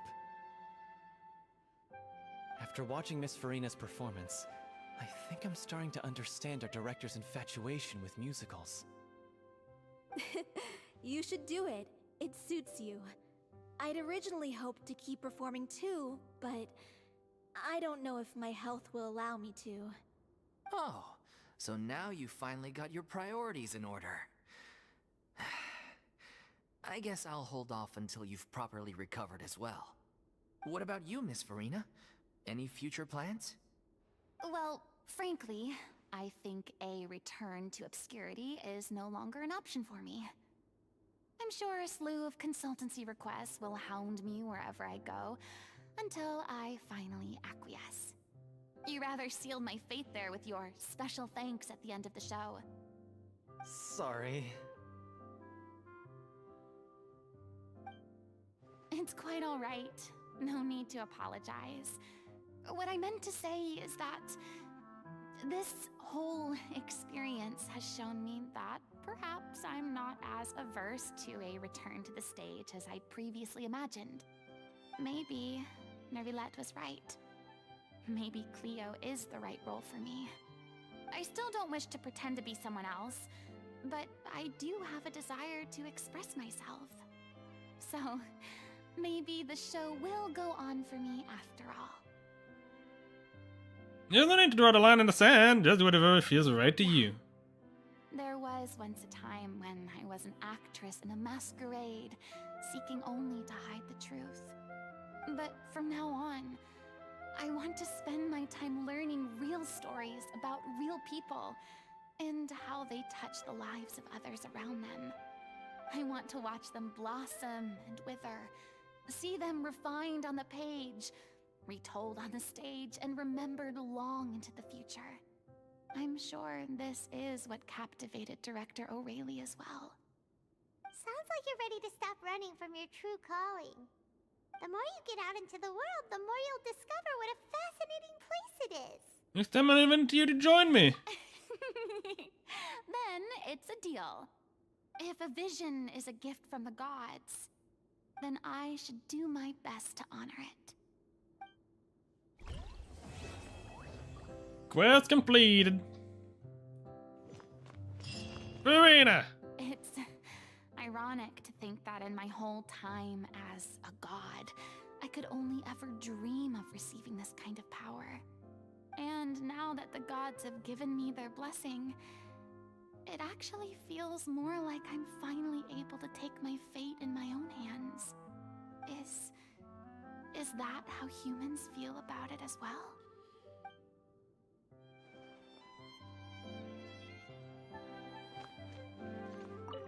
I'm just finishing packing up.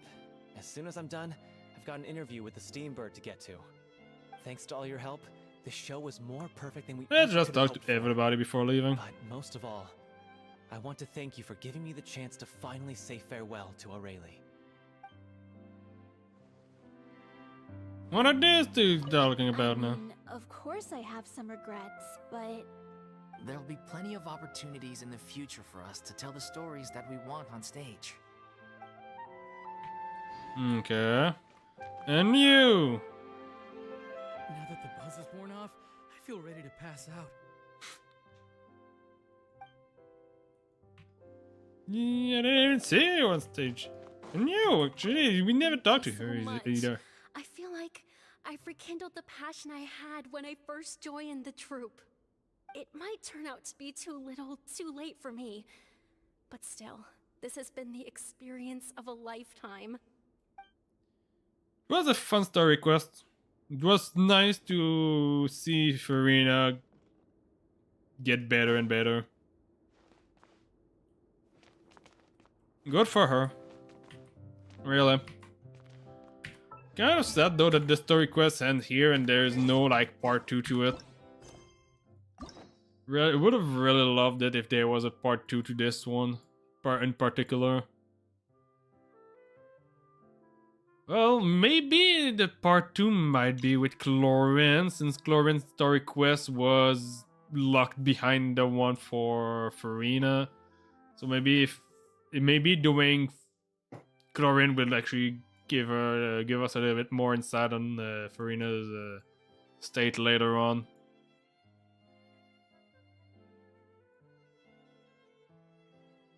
And I understand that this one is locked behind. Well,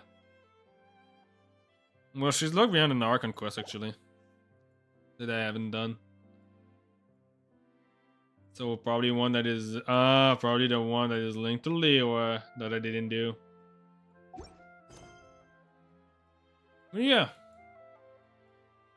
it was a very fun quest. You have to know that Farina feels better at the end of it. And kind of feel like everyone in Fontaine's is a little bit of an asshole.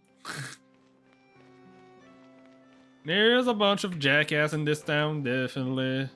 There's a bunch of jackass in Fontaine. They are all grieving for some for very apparent reasons.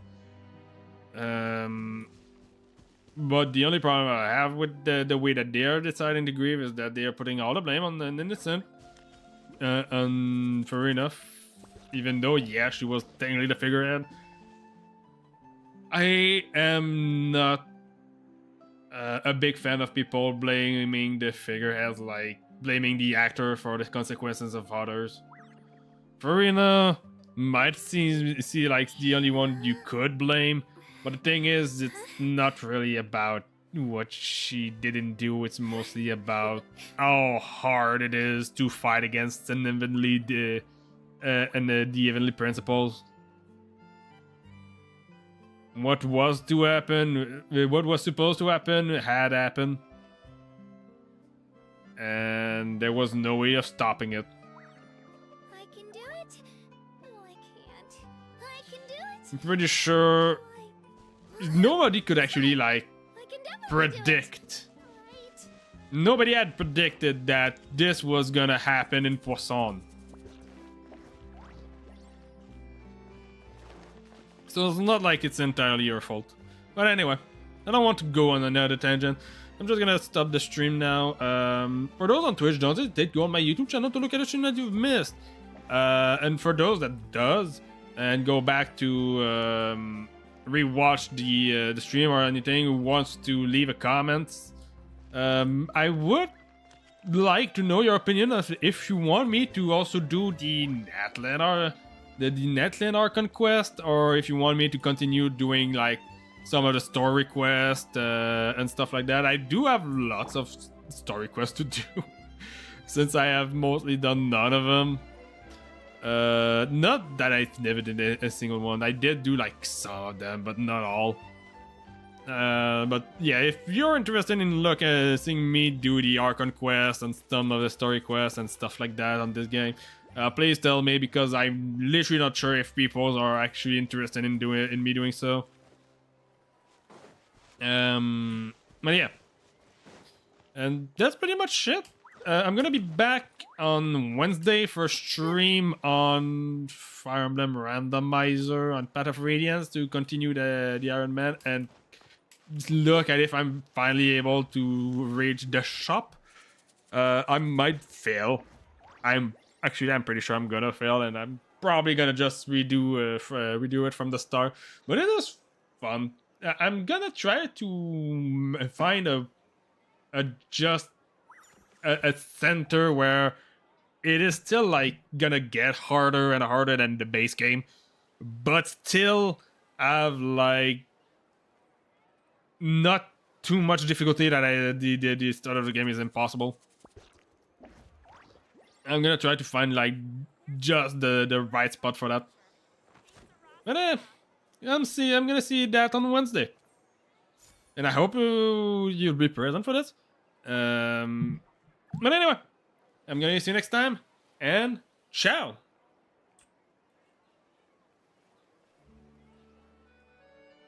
I might just continue with the Archon quest. I'm still kind of having a lot of fun. I don't mind where we go, as long as I have my friends with me.